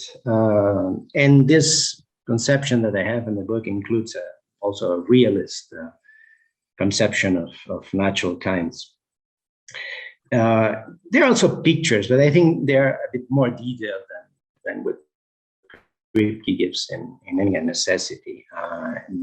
So there are pictures which are somewhat different from Kripke, but I think they can be considered refinements of the picture of Naming and Necessity. That's the book. That's my book. Okay. And you also asked me about my papers on rigidity. Yes, the extension of this. The extension. Yes. Yeah. So yeah, I have also worked on an extension of the notion of rigidity to terms other than singular terms, and especially to what's normally called general terms. Things like cat, animal, gold, this sort of thing, which is also very prominent in naming and necessity as natural kind terms, ordinary natural kind terms, that I was talking about also. Kripke was not very precise about what should be the right notion of rigidity for terms other than singular terms, and specifically for general terms, although he did claim that the general term, that some general terms, natural kind terms in particular, ought to be rigid in some sense. What's the use of this notion? Well, I think the notion ought to be such that it should allow us to make a modal distinction between natural kind terms and other general terms.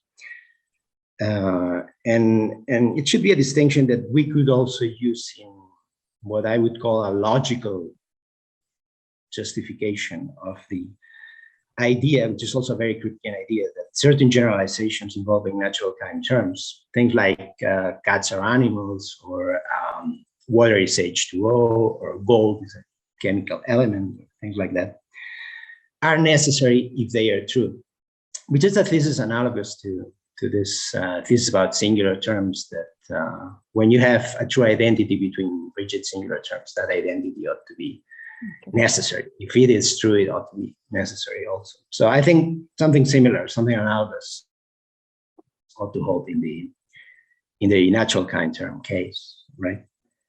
So I have this proposal about how to do this. And if I had known, but I could have prepared a sort of handout explaining this in more detail, but I had this notion of necessary application of a rigid designator in general as a term that applies necessarily to its instances. And when you have this notion, you get all this desiderata that I talked about just now. Yeah, I think with this I have answered all the questions.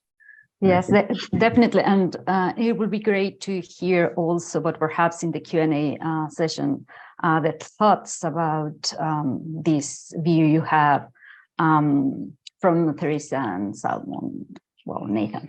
But let's move on to a couple of questions I have. We still have like 5 minutes, perhaps, or 6.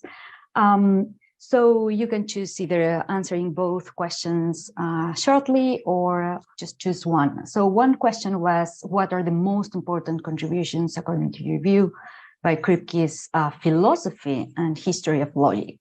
And the second was, well, about Wittgenstein. So Kripke's interesting relationship with Wittgenstein has generated an important philosophical problem in contemporary philosophy. So I was wondering if you could tell us what the problem is based on your view.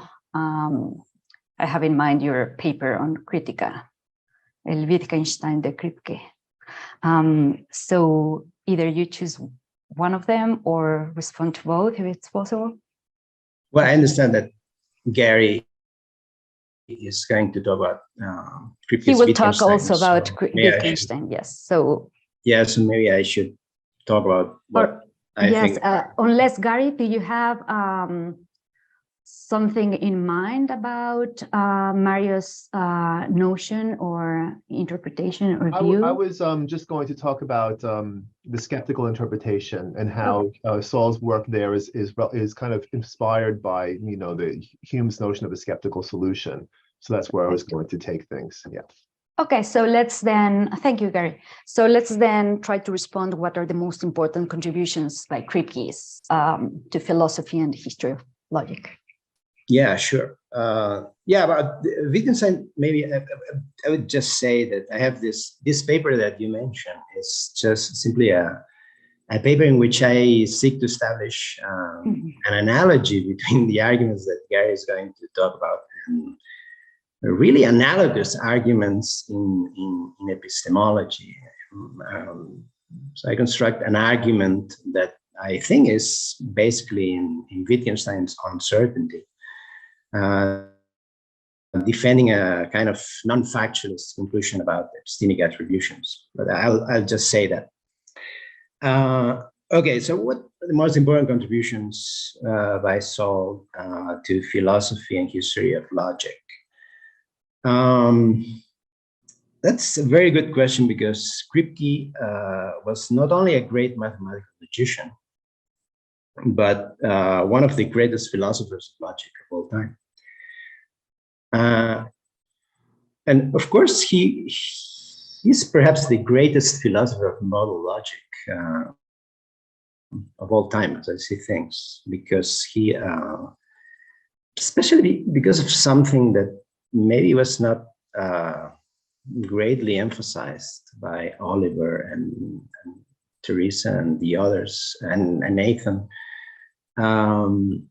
but to some extent it was, which is this idea that what is involved in the natural or more intuitive interpretation of the re modality is this idea of metaphysical necessity, right? And not other kinds of necessity or other kinds of modalities, which were, from our perspective now, clearly confused or thrown into the same bag by the philosophers before the time Saul thought so hard, as Nathan said, about this thing in the 50s and the 60s. So that's by itself just a great contribution to the philosophy of logic, specifically to the philosophy of modal logic. There are many other things. Among the posthumous papers that he left, I think it's going to be published soon. There's an important paper called The Question of Logic,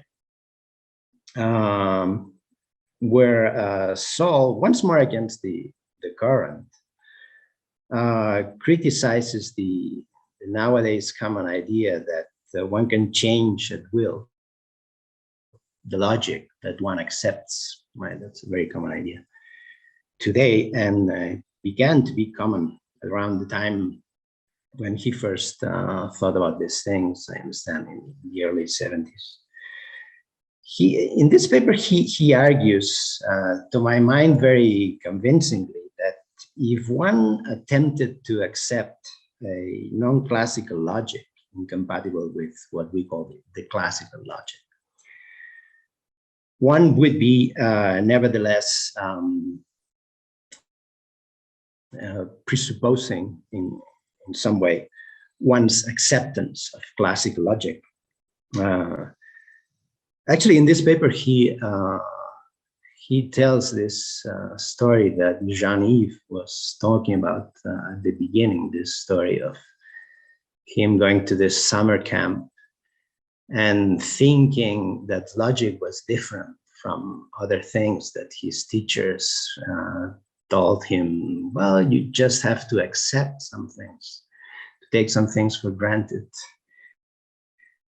But these assumptions can be somehow rejected if need arises. And he says that from that very moment, he thought that logic was different, because logic provides a kind of framework for reasoning, and it's not something that can be given up in any way once you pick it up, so to speak, right? So in that sense, logic is different from physics or from religion, from religious beliefs, which is the relevant thing in the context of that summer camp, and probably in the conference that Jean-Yves was talking about. So here's this argument, which I take to be a defense of classical logic. You just cannot give it up so easily, right? He doesn't offer any argument that no one could employ a non-classical logic from scratch, so to speak. He doesn't give any argument that you could not start using a non-classical logic if you haven't already picked up the classical logic, so to speak. So maybe that's a weakness of this argument that he has in defense of classical logic. Now, in this paper, there are also some things which I take to be perhaps more important, potentially more important, as arguments in favor of classical logic. He has some arguments showing that some non-classical logics incompatible with the classical logic will often be incompatible with elementary mathematics. So using them, you can derive results which are incompatible with elementary mathematics, and also therefore with elementary science, right? And he takes that to be correctly, again, he takes that to be a strong argument against these non-classical logics.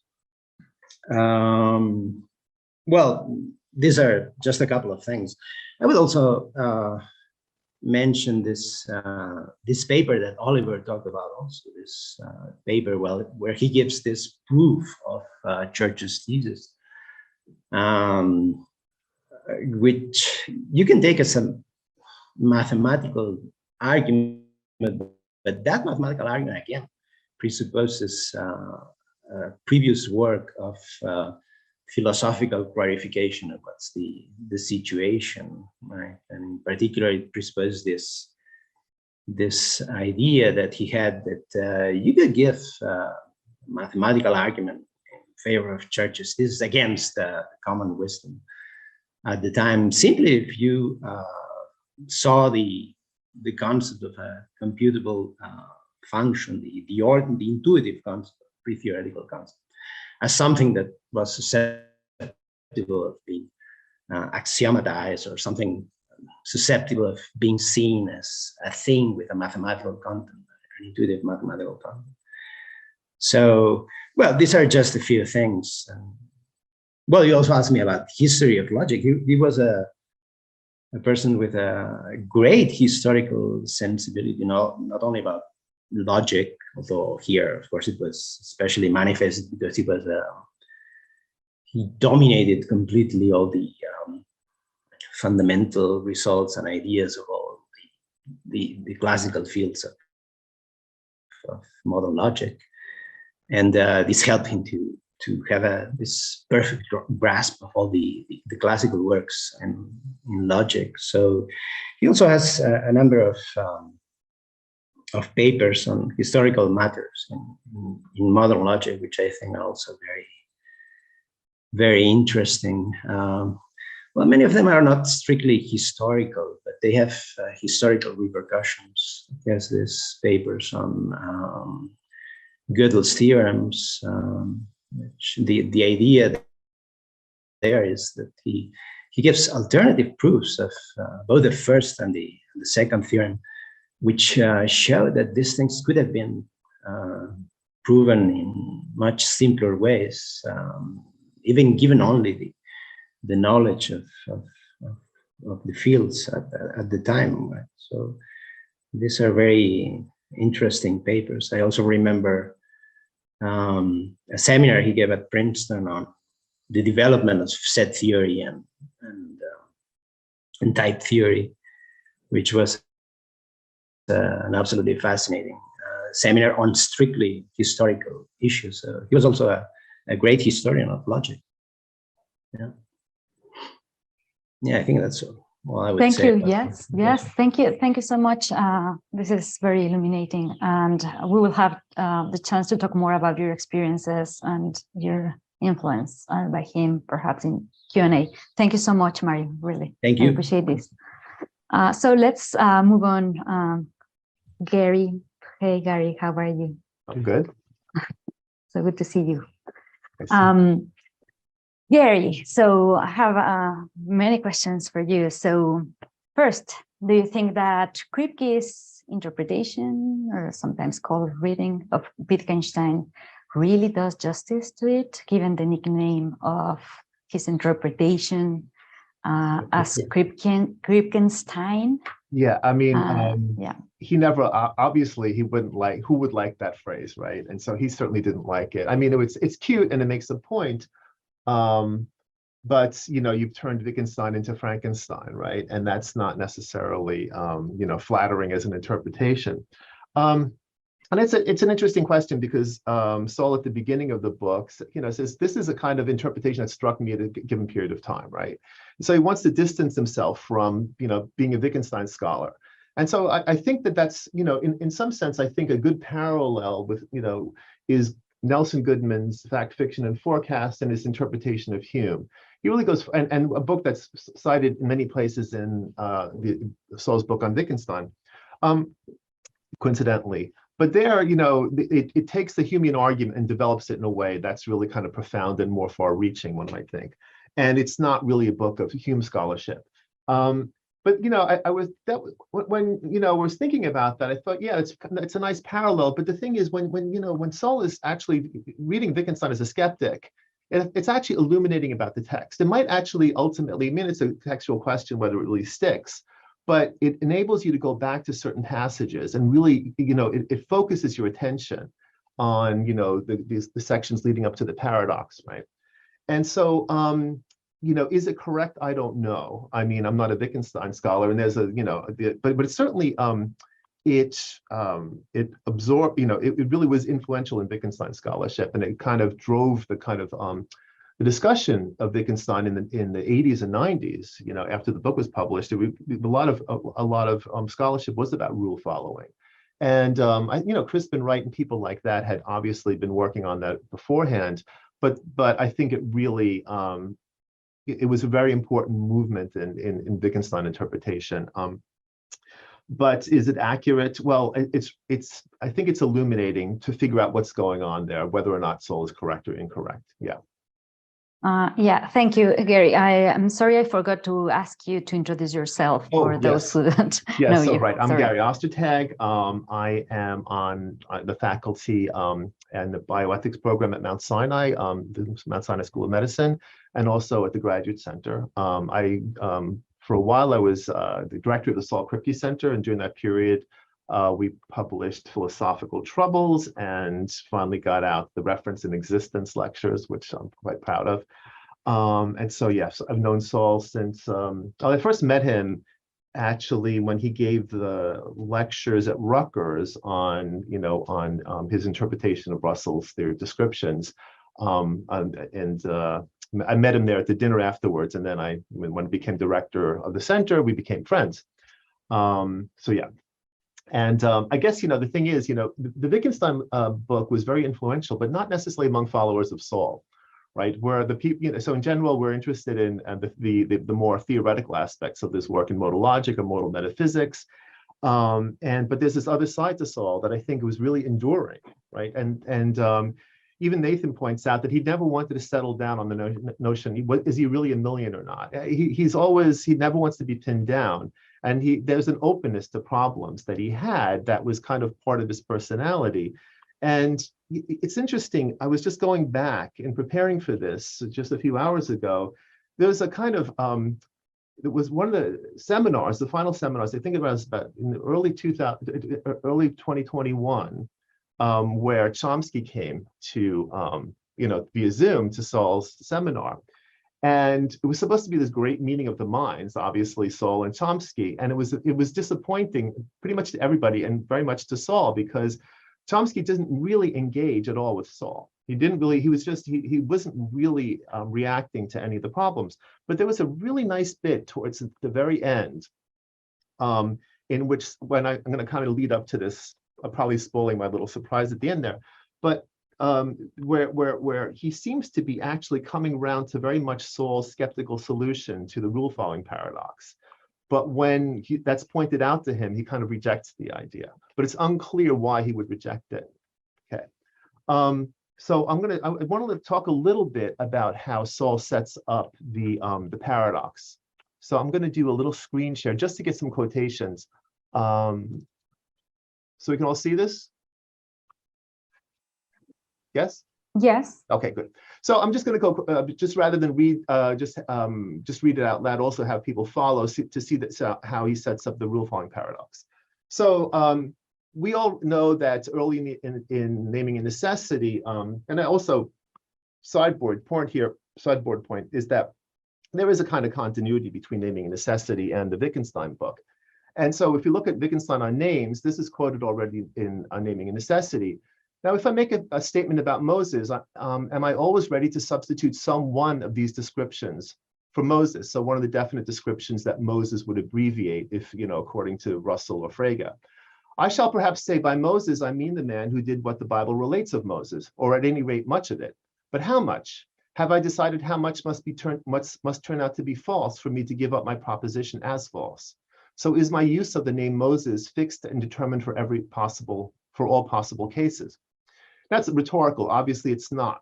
So this is a kind of charge against the Frege-Russell view in both Wittgenstein and in Saul's work, right? This is the beginning of the kind of anti-descriptivist kind of argument, right?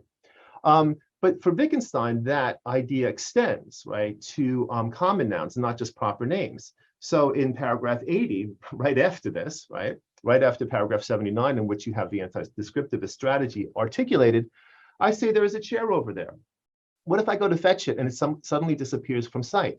So it wasn't a chair, but some kind of illusion. But a few seconds later, we see it again and are able to touch it and so on. Oh, so the chair was there after all, and its disappearance was some kind of illusion. But suppose that after a time it disappears again or seems to disappear. What are we to say now? Have you rules ready for such cases? Rules saying whether such a thing is still to be called a chair, right? So this is an interesting kind of parallel to the description problem. So our very concept of chair, does it have an answer to all of these questions? Just as Moses doesn't answer every single question, nor does the concept chair.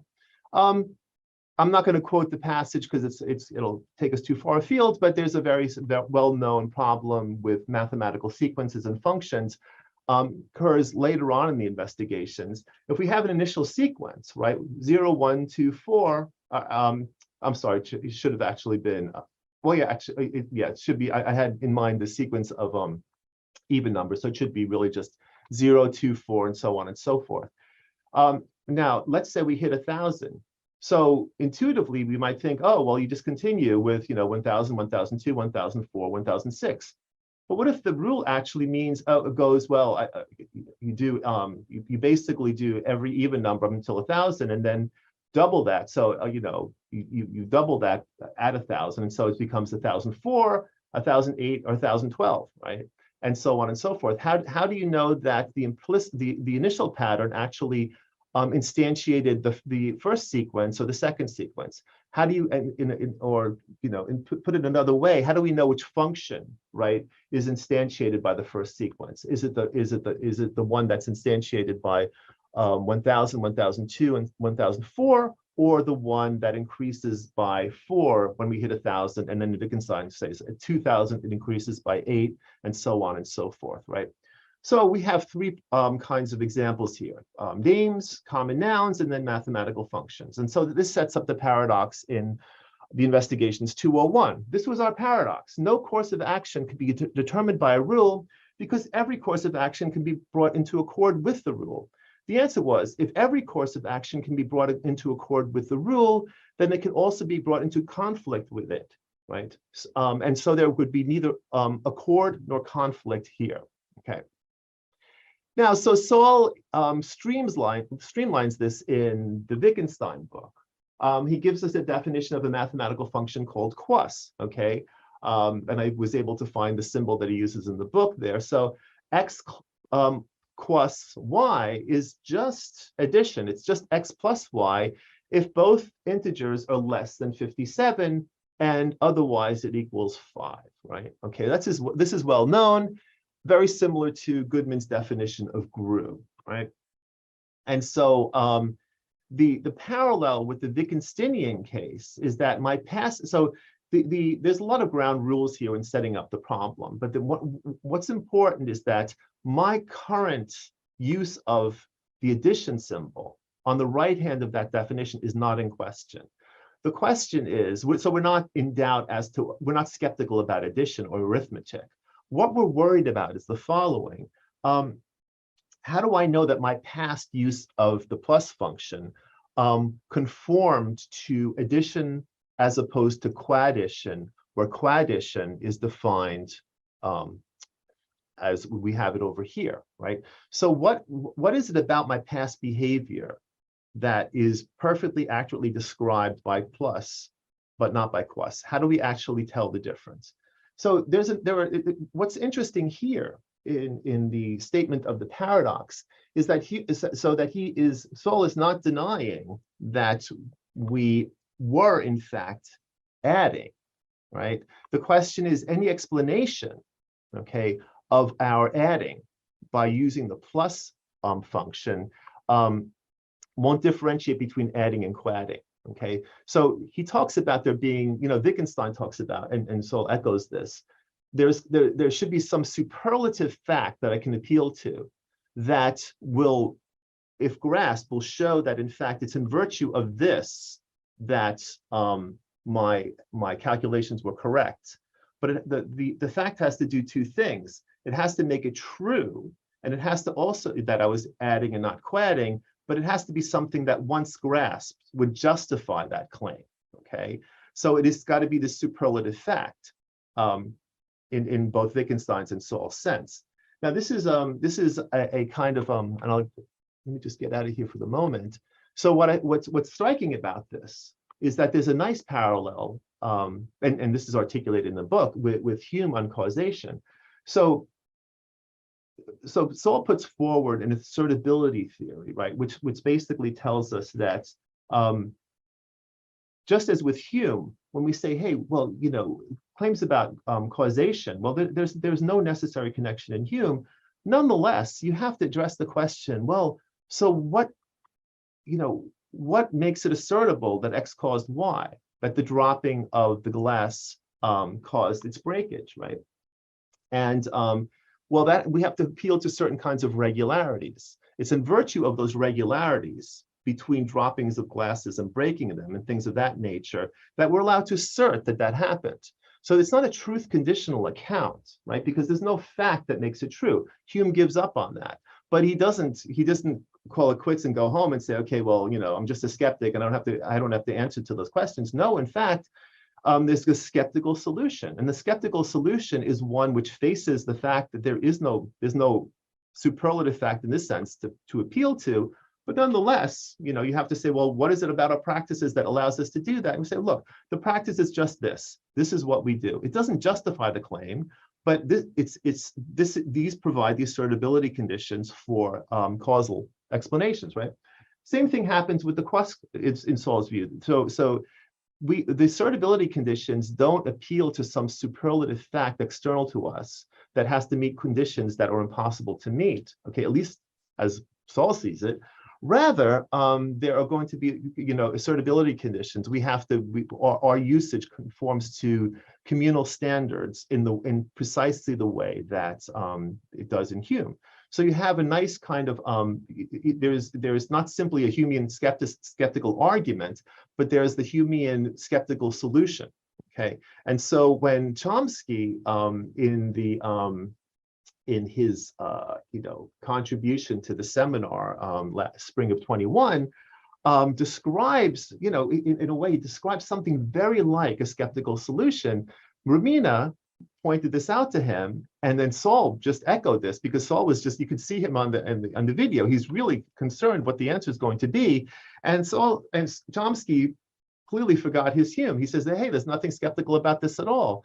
But the point about the skeptical solution is that it's the solution that the skeptic must have to the problem.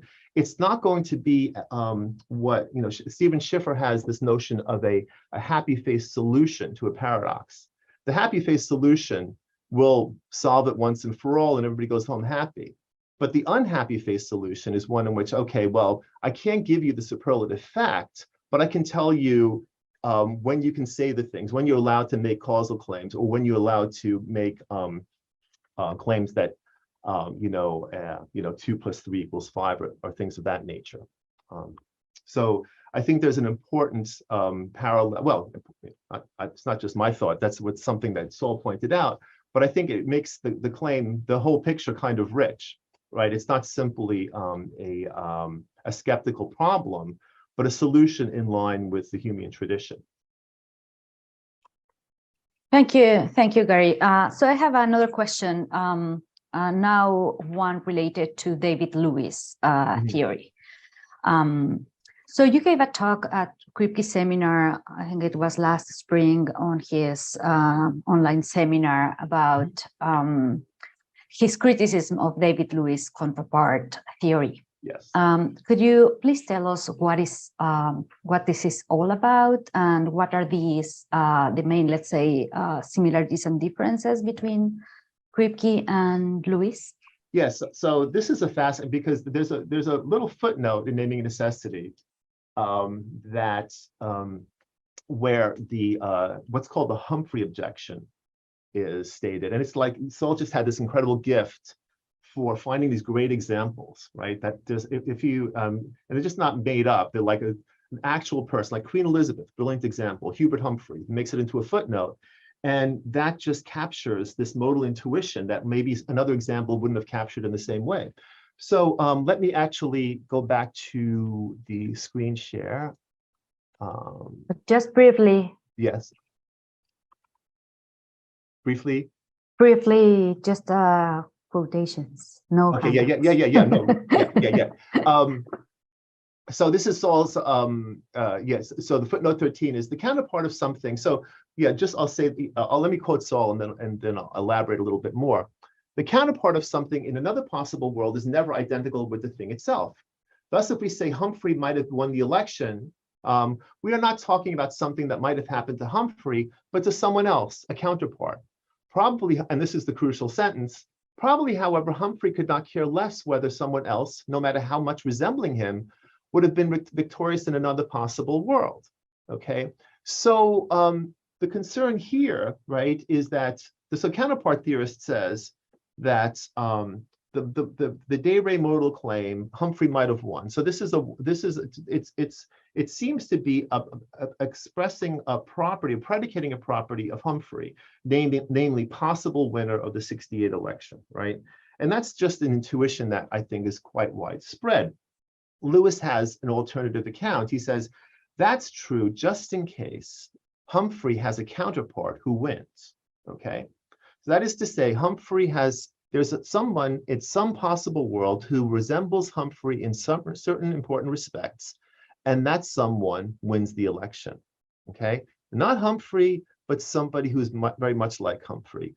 Now, I can't go into the motivations of counterpart theory here, but it's, one of the criticisms that Lewisians make against Saul is that there's no criterion for transworld identity. The counterpart theorists doesn't have that problem. They say there's no identity across worlds. There are just shifting notions of resemblance that, depending on the context, one notion of resemblance is more important than another, okay?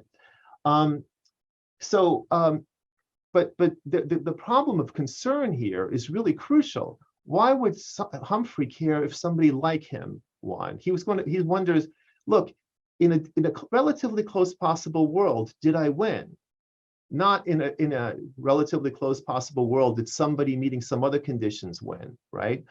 Did I win, right? So this is just a really single sentence point, but it's actually quite profound. Now, this and pretty quickly brought about a debate, and I think and a lot of Lewisians got defensive about this. And Alan Hazen, I think, who was actually at the seminar when I gave the paper, he wrote some classic papers on this, and he wrote something. He accused Saul of being confused, and so let me read that passage.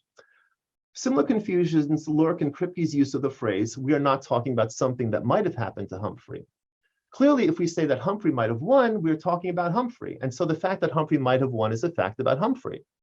What Lewis does is to offer an analysis of this fact. On his account, it is a relational fact about Humphrey, consisting of his bearing certain relations to possible worlds and election winners in them.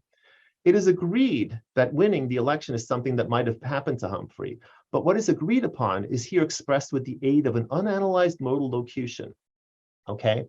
Our acceptance of this modal claim gives us no reason to reject the claim, made in an artificial non-modal language that Humphrey is not identical with his counterpart in the domains of non-actual possible worlds. Now, there is a sleight of hand here that I think was never really noticed, and it's actually quite important to point it out. I have a quotation at the bottom of the page here from Lewis, a letter from Lewis to Peter van Inwagen in the recently published 2 volumes of Lewis's collected letters or selected letters.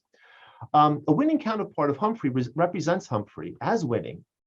To be thus represented, to have such a counterpart is what it is for Humphrey to have the modal property of possibly winning. So that is an elimination of de re modality, right? De re modality, the possession of a modal property by an individual is eliminated, okay, in favor of quantification over possible individuals, and those possible individuals having the non-modalized version of that property. So instead of Humphreys being a possible winner, there's somebody else at some world who is a winner, okay, at that world of the election, okay.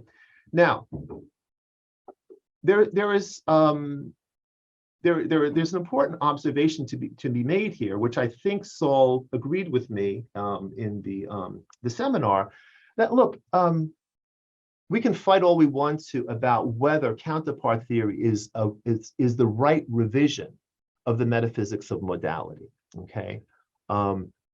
So that you might think that you might have problems about identity across worlds, and there's no criterion for what it is to be the same person at that world as this person in this world. So you embrace counterpart theory because it solves that problem. Okay, now Saul, I think, rightly points out it ain't a problem, but set that aside. Let's say take it to be a serious problem.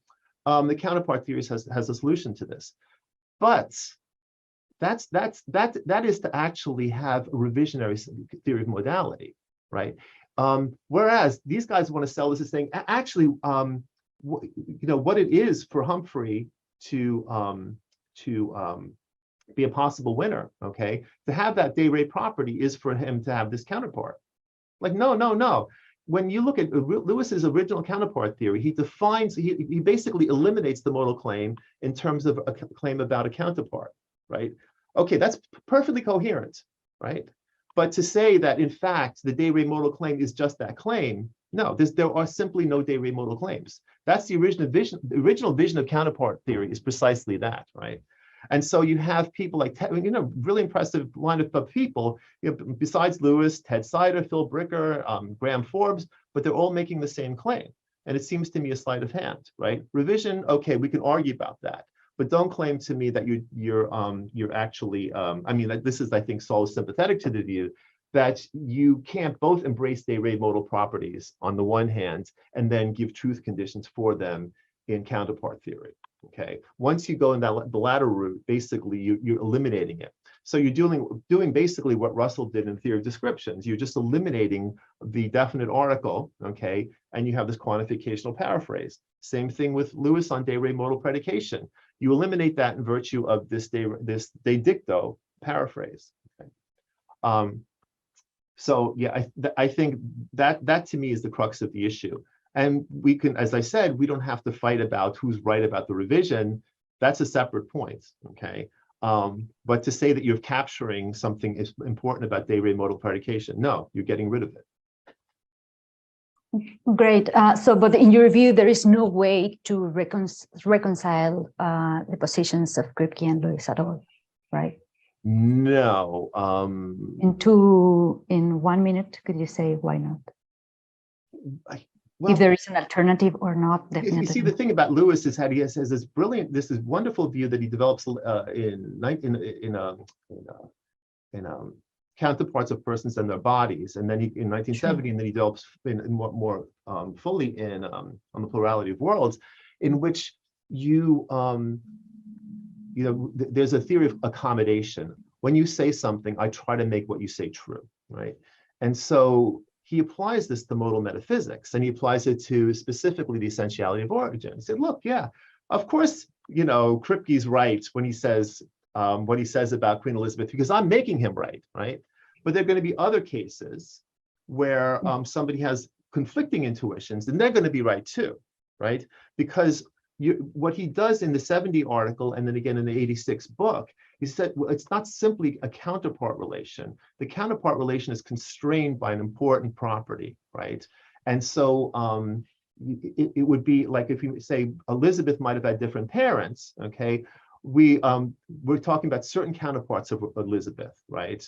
Not the ones where she has the same biological parents. So you might say she could have had different parents. In that case, you're appealing to a different counterpart relation than you are when you say she could not have had different parents. So we can make both claims true because we're appealing to different counterpart relations at different contexts. We're accommodating the same claim in different ways. But I think Saul's intuitions are very robust here. And anecdotally, there's an interesting paper in bioethics by Jeff McMahon on the morality of screening for birth defects. It's a classic paper in many, it appears in many bioethics anthologies, and it trades on Derek Parfit's non-identity problem. And the general idea is that you might have a genetic defect that, in a way, it's really basically any aspect of your genetic makeup is such that if you can't imagine yourself, you can't really conceive of a counterpart or another person that is identical to you that lacks that, right? Yeah. And this is a deep intuition that the article trades on, right? The non-identity point here is that a person who doesn't have a defect, if I have the defect, is not me, right? I spent 20 years teaching introductory bioethics, and people get this intuition. Students get this intuition that the person you're imagining who doesn't have the defect is not really you, right? So they have these robust intuitions about transworld identity, And the Lewisian counterpart theory simply cannot capture that. Okay, Yeah. this is a deep-seated intuition. Now maybe it could be explained away in some way, but it seems that's a modal intuition that people grasp, and that the counterpart theorists can't really come up with an explanation for that. Thank you very much, Gary. Very, very clear. So we have a few minutes for Q&As, but perhaps let's first thank our speakers, well, panelists, for these very interesting answers and contributions to this panel. So thank you all very much. So yeah, I wanted to really talk about your experiences with Kripke, and yes, much more about your personal thoughts and your influences and how he shaped your mind or your lives, and what was the impact of his own presence to you. But perhaps let's open first to public. If they want to ask questions, please raise your hand. There is this reaction banner with raise hand. So if you have questions, please go ahead. And yes, Oliver. Yeah, Oliver. My question for Nathan, Teresa, and Mario is simply, what was it like to study with Saul when he was in his prime? Mm-hmm. Good. Terrifying, exhilarating, and so on. What was it like? I'll say something about that. It was all of those things. I mean, I actually tried to think of a whole bunch of adjectives like that to describe my experiences with Saul, especially when I was quite young. Saul is only 10 years older than me. I think the thing that best describes the experience that I had studying with him as an undergraduate and for years afterward is humbling. Saul was such a giant and such an amazing phenomenon that it always drove home the point. I could never be that good. I can strive to be better than I am, and I can be pretty good, but I'll never be that good. It was a very humbling experience to study with Saul. And while I have the floor, I'm going to share my screen for a second and invite everybody. This is my Facebook page, and I have an album called Memories of the Late Saul Kripke, in which I've compiled photos, mostly. So this is somewhat autobiographical because they're photos of me with Saul in various settings. For example, this one here is in Mexico City at a conference in 1996. There I am, and there's Saul. That was Nathan, Yes. could you please say a little bit how Kripke was trying to persuading you of something in that particular conference? Here's my little caption that I wrote Yes. here to go with the picture. Mexico City, October 30th, 1996.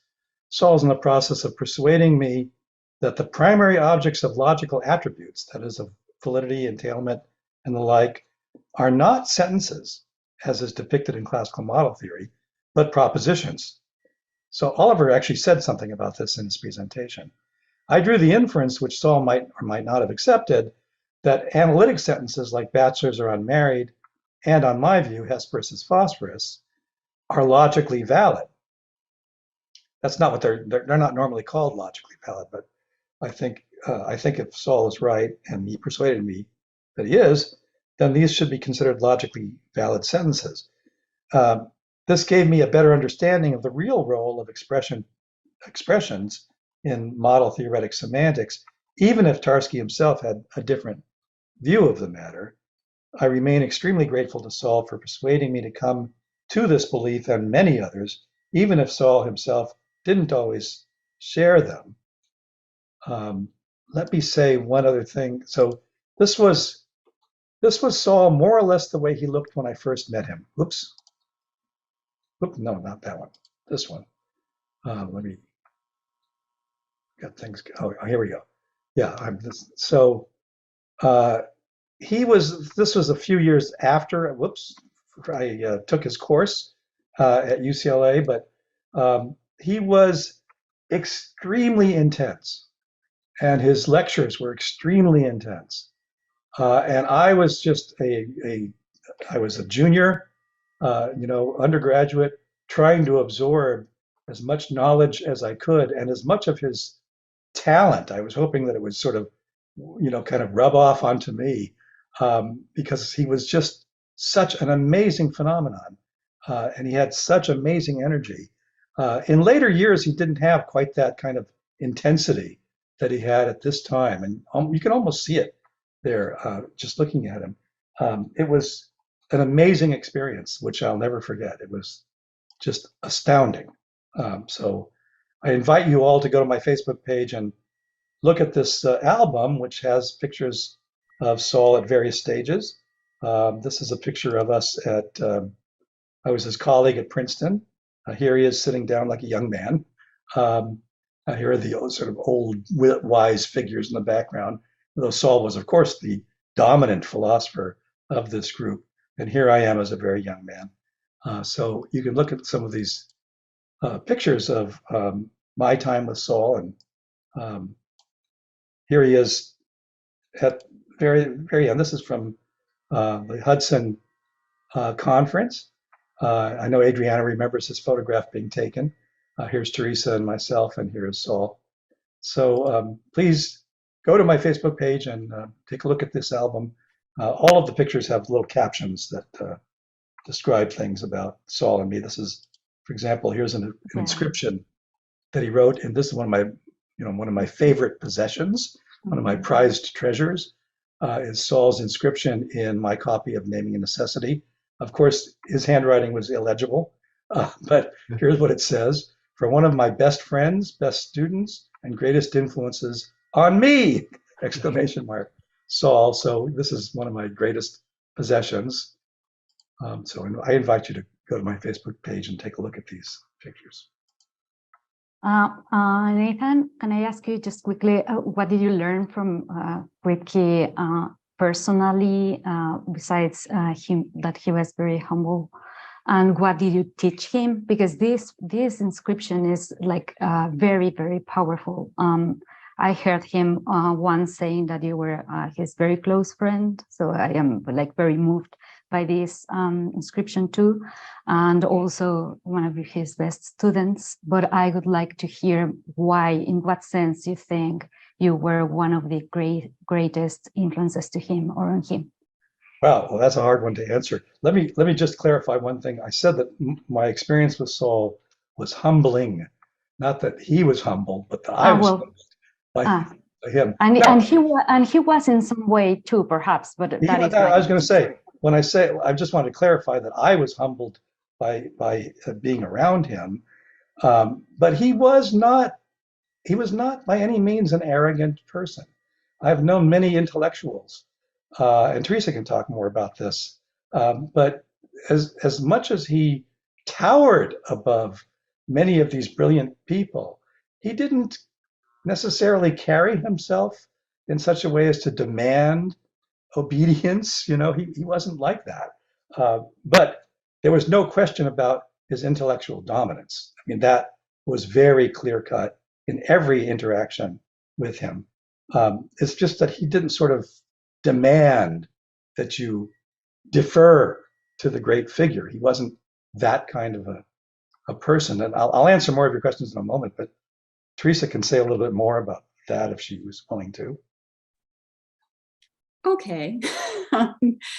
Yeah, so during the time that Mario and I were at Princeton, I guess the two dominant figures were Saul and David Lewis, and certainly they were the dominant figures for me during my time at Princeton, and the two of them could not have been more different. So while I would say I was probably terrified of both of them, I was far more terrified of David Lewis, in part because he did demand a kind of obedience or deference. deference, and honestly, I spent most of the time, in classes that David taught, just kind of mystified. I mean, I just felt like, you're clearly not talking about the same kind of thing that I'm talking about, for reasons that Gary was talking about toward the end of his talk. And, I just felt like I couldn't really ask him questions because it didn't feel like the truth was what motivated him. I don't mind if people find out that I'm not brilliant or, whatever, but I'm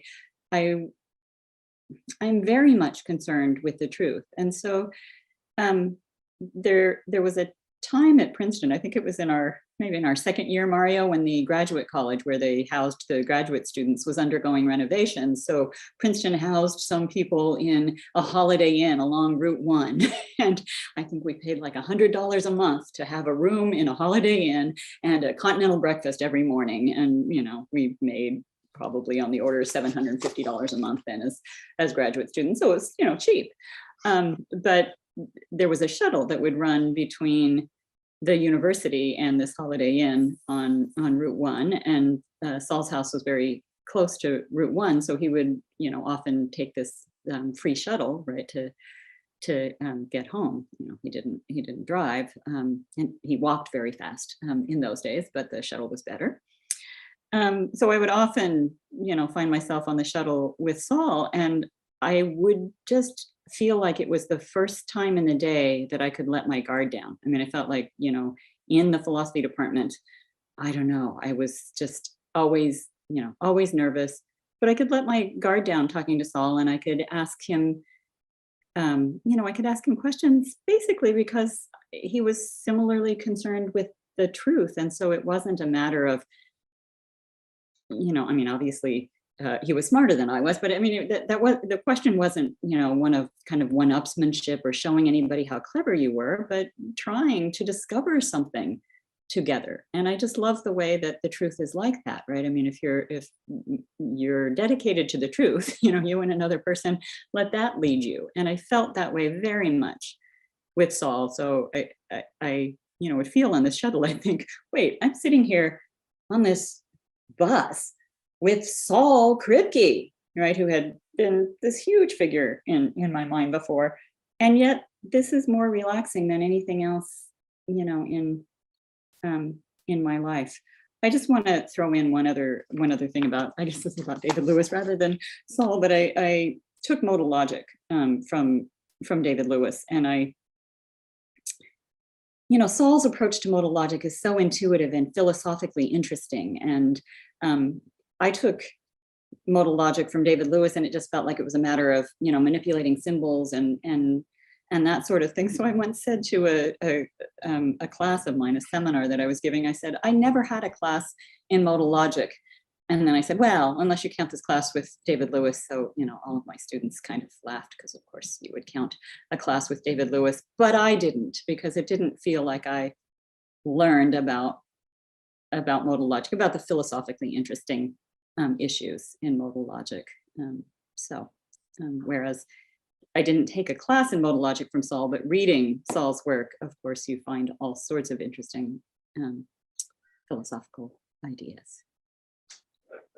That's very get interesting. back to Adriana's question about what it was like studying with Saul and why I regard myself as one of his students.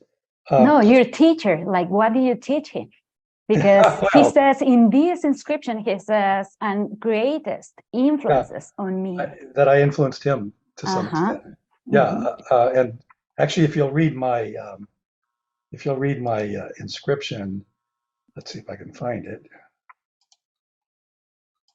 If you read my caption that goes with this, hold on a second. I compare this to an incident that I read about in which Stephen Sondheim had asked his mentor, Oscar Hammerstein. So some of you may know who Stephen Sondheim is, a musical theater composer. He wrote Sweeney Todd and lots of musical theater. And his mentor was Oscar Hammerstein, whom was like a neighbor of his, who was also one of the great composers of musical theater. And once Stephen Sondheim asked Oscar Hammerstein to inscribe a portrait that he had. And he felt embarrassed asking him. And he said here, it was like asking, it was weird. It was like asking your father to inscribe something because Oscar Hammerstein was his mentor. And then he read the inscription, which read, where is it? For Stevie, my friend and teacher, which always kind of reminded me of this inscription that Saul wrote for me. So, you know, I had really three great teachers as a graduate student. They were Alonzo Church, David Kaplan, and Saul. But they were each of them very, very different. Alonzo Church was an extremely formal man. He was also known as a brilliant person. There was a thesis named after him. There was a theorem named after him. And he was a brilliant, brilliant person, but very hard to communicate with. First of all, he was hard of hearing, but also he was very, very formal. He always wore a suit and tie. And David Kaplan was, in many respects, the opposite. He was very informal. David Kaplan is very jovial. In fact, he always reminded me of the TV detective Columbo, you know, because it's disarming. He seems like he's not all together. He doesn't really have everything. And yet underneath all of that kind of facade is this brilliant mind who's got it really all together, but it's very disarming. Saul was unlike those two teachers of mine in one very obvious respect. And that was that Saul was a phenomenon. He was a savant. He was, you know, a prodigy. There was really something quite unique about Saul, something that happens once in a generation if you're lucky, right? And probably not even that often. So I actually think that Saul had one of the greatest minds, not just of the 20th century, but in the entire history of philosophy. I don't think that there are many philosophers in the history of philosophy that really can compare with Saul. So I was a devoted student. I read all of his works very carefully. I discussed philosophy with him as often as I could. And I found that once in a while, we didn't agree. And when that happened, it was like magic because he would be willing to talk with me. He would be willing to tell me what he thought was mistaken about my view, or more often, why he wasn't persuaded, though he was willing to be persuaded. And so once in a while, I think I did actually persuade him of something or other. And I think that's probably what he's referring to here about my being an influence on him. Of course, he was a much greater influence on me. I don't know if that answers your question, but this answers my question. Thank you so much, Nathan. This is very, very valuable.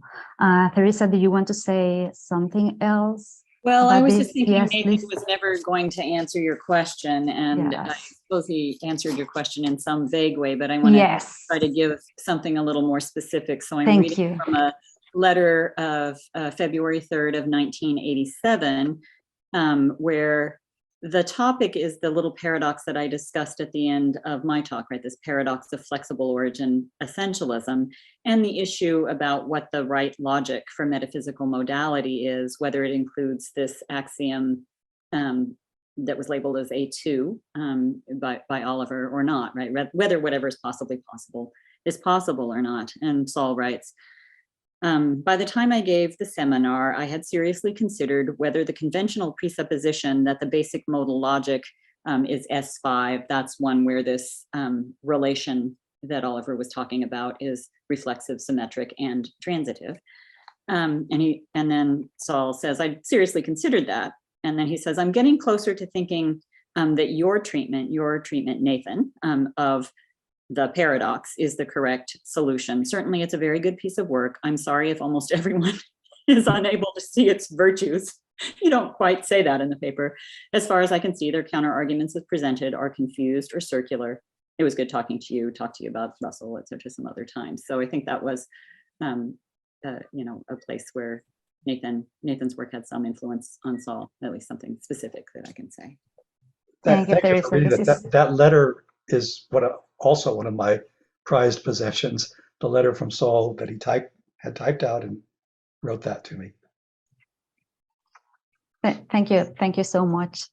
Yeah, I have like some memories of him talking about you both and all of his scholars, but in particular you both, and it was very, very moving. So thank you. I also wanted to ask Gary, Oliver, and Mario if they want to share like something or answer this specific question in 2 minutes each, if it's possible.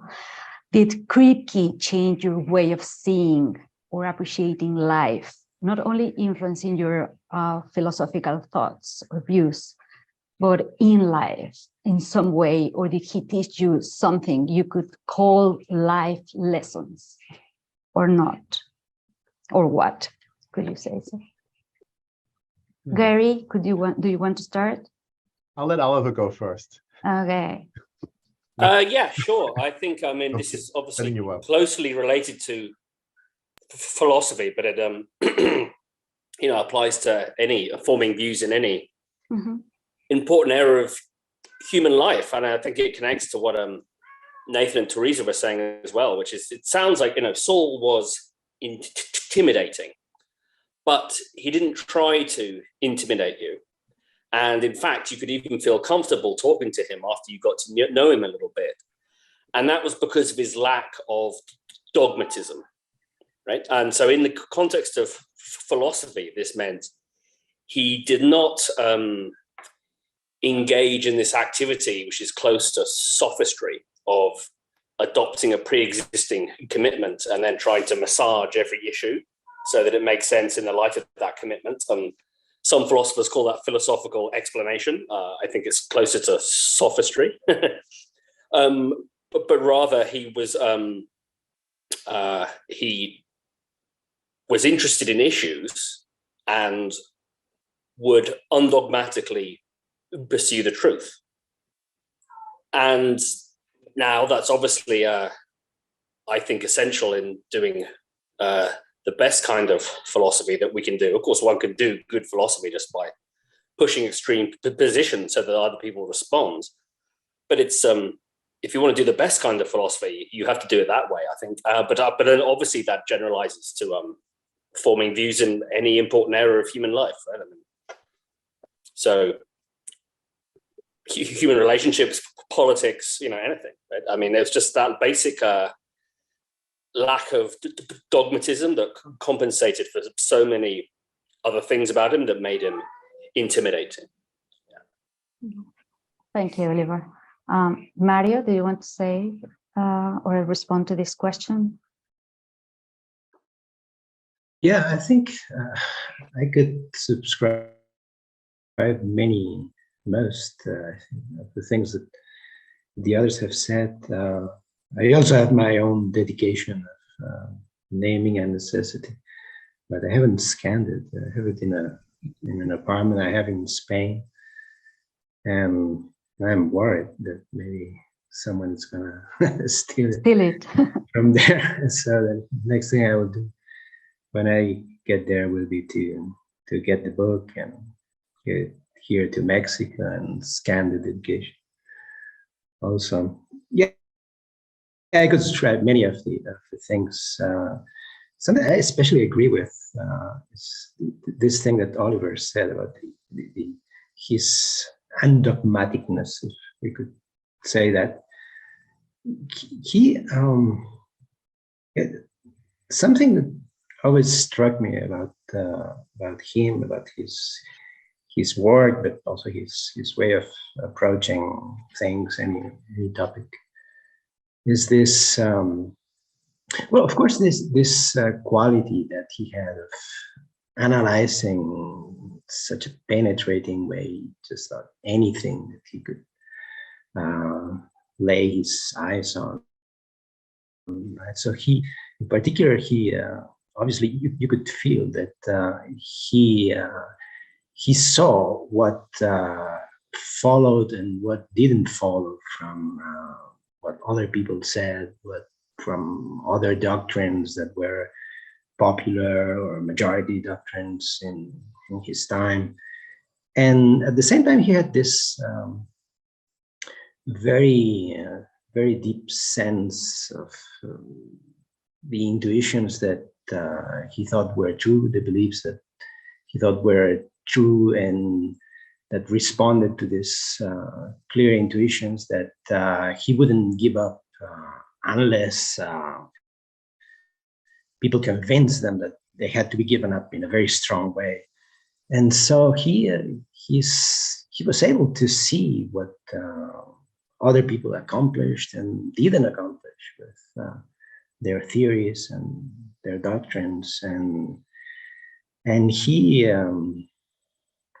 had this quality of not giving up easily on the intuitions he had and that he thought were deep and worth keeping, right?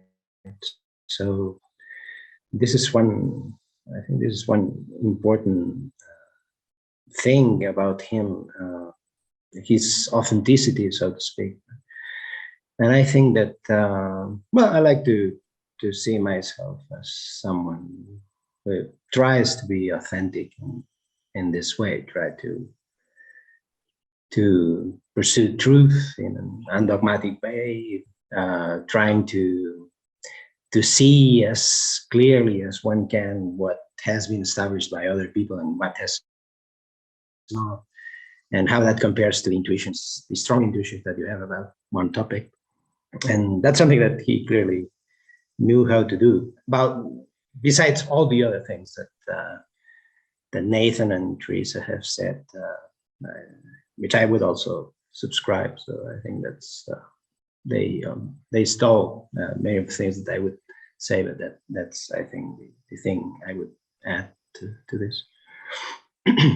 Thank you very much, Mario. Yes, yeah, I know also that you were very close to him, so this is very interesting. And also, Gary, do you want to share your view? Yeah. And also Teresa, because Teresa talked about Nathan's letter, but also, yes, you are after Gary. Yeah, I just want one thing that really strikes me. I spent a lot of time with Saul in the last years of his life, at Stockton with the house with Fernando and Romina, and Saul had a really clear sense when it wasn't. You get a sense when it was not time to talk philosophy, and he was interested in everything. And I didn't, it's really, you have to be careful because you bring up a philosophical topic at the wrong time, and he's just like, no, he won't say that. He'll just pick up the New York Times and bury his face into it. And so he was enthusiastic about so many things. And so I remember like a year ago or so, I was at the house and he insisted I read, because I had not read any of the Agatha Christie ever. And I had to read Who Killed Roger Ackroyd. And he wanted to know after I read it, at what point did I figure out who the culprit was? And of course I didn't figure it out until the very end, right? But he interested in everything, but really philosophy had a certain place. But he wasn't a geek. It's not like he's going to talk. Unless, there could be those conversations where they go on. It's not like that. But it's not the kind of thing where if we're watching a movie or if we're talking about a book, he doesn't want to start talking about rigidity. Okay, so he was a complete person. He knew when that time was over.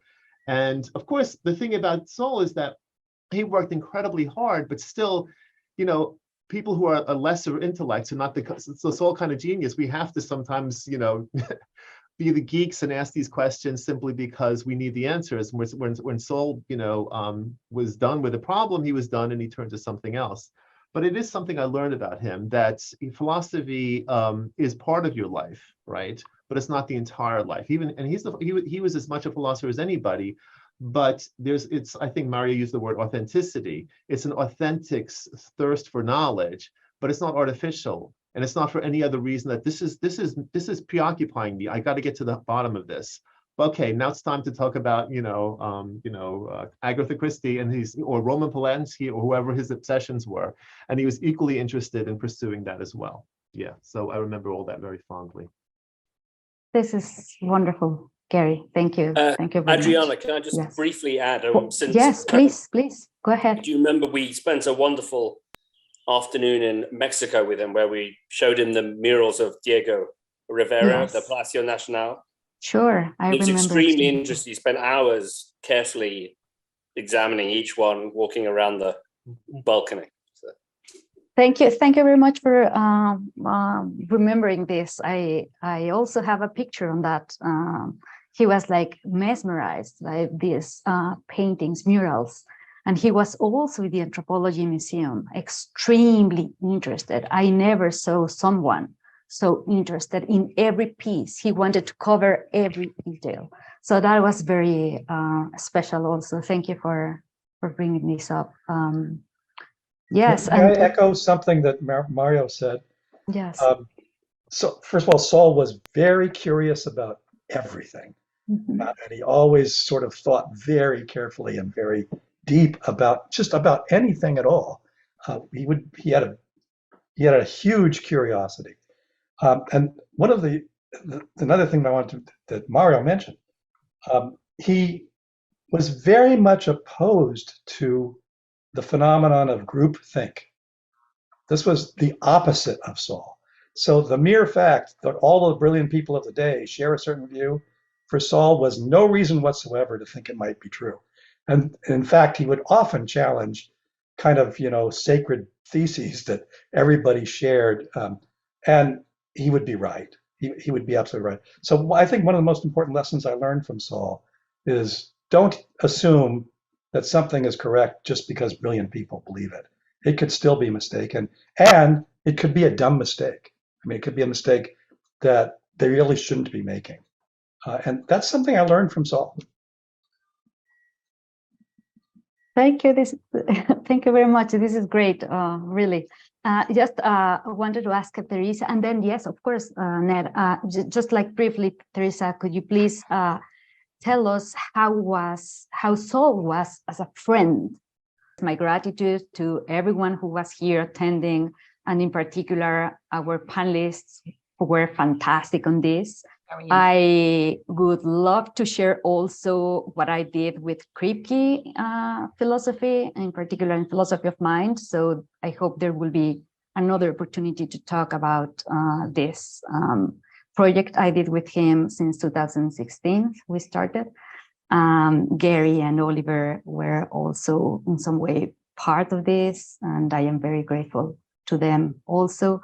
Nathan, especially because he was recording all of these materials when he was at Princeton as a grad student in 1979. So hopefully there will be another opportunity to share with you all of this work, and of course talking more about your thoughts and your experiences. But I want to thank you all, and perhaps someone in the academia wants to say something before we close, because I think we are like... Adriana, will the recording... Here. Well, first of all, I would like to thank you because you did a great job, Adriana. I really, really appreciate what you have done. And clearly it's all the influence that Kripke got on all of you, and particularly also the human aspect. That's something really valuable. And I think that, and well, yes, we should have the on YouTube, it should be already now the presentation. So I'm not that sure whether it got there in Spanish or the original, but we should have both. And either way, we put the other one on YouTube as well, but we may have also the link later for you for the whole panel. So thank you very much, Mario, Oliver, Gary, Adriana, Teresa, Nathan. And well, actually, it seems like really you can keep going on and maybe have something to say for each of you for a whole evening. Each of you may have something really interesting to say. And well, maybe the center should do something, inviting all of you and do something to really keep on going this discussion and all these insights. And thank you for this opportunity that you gave to us, to the Academy, Mexican Academy of Logic. We are really touched by all what you have said.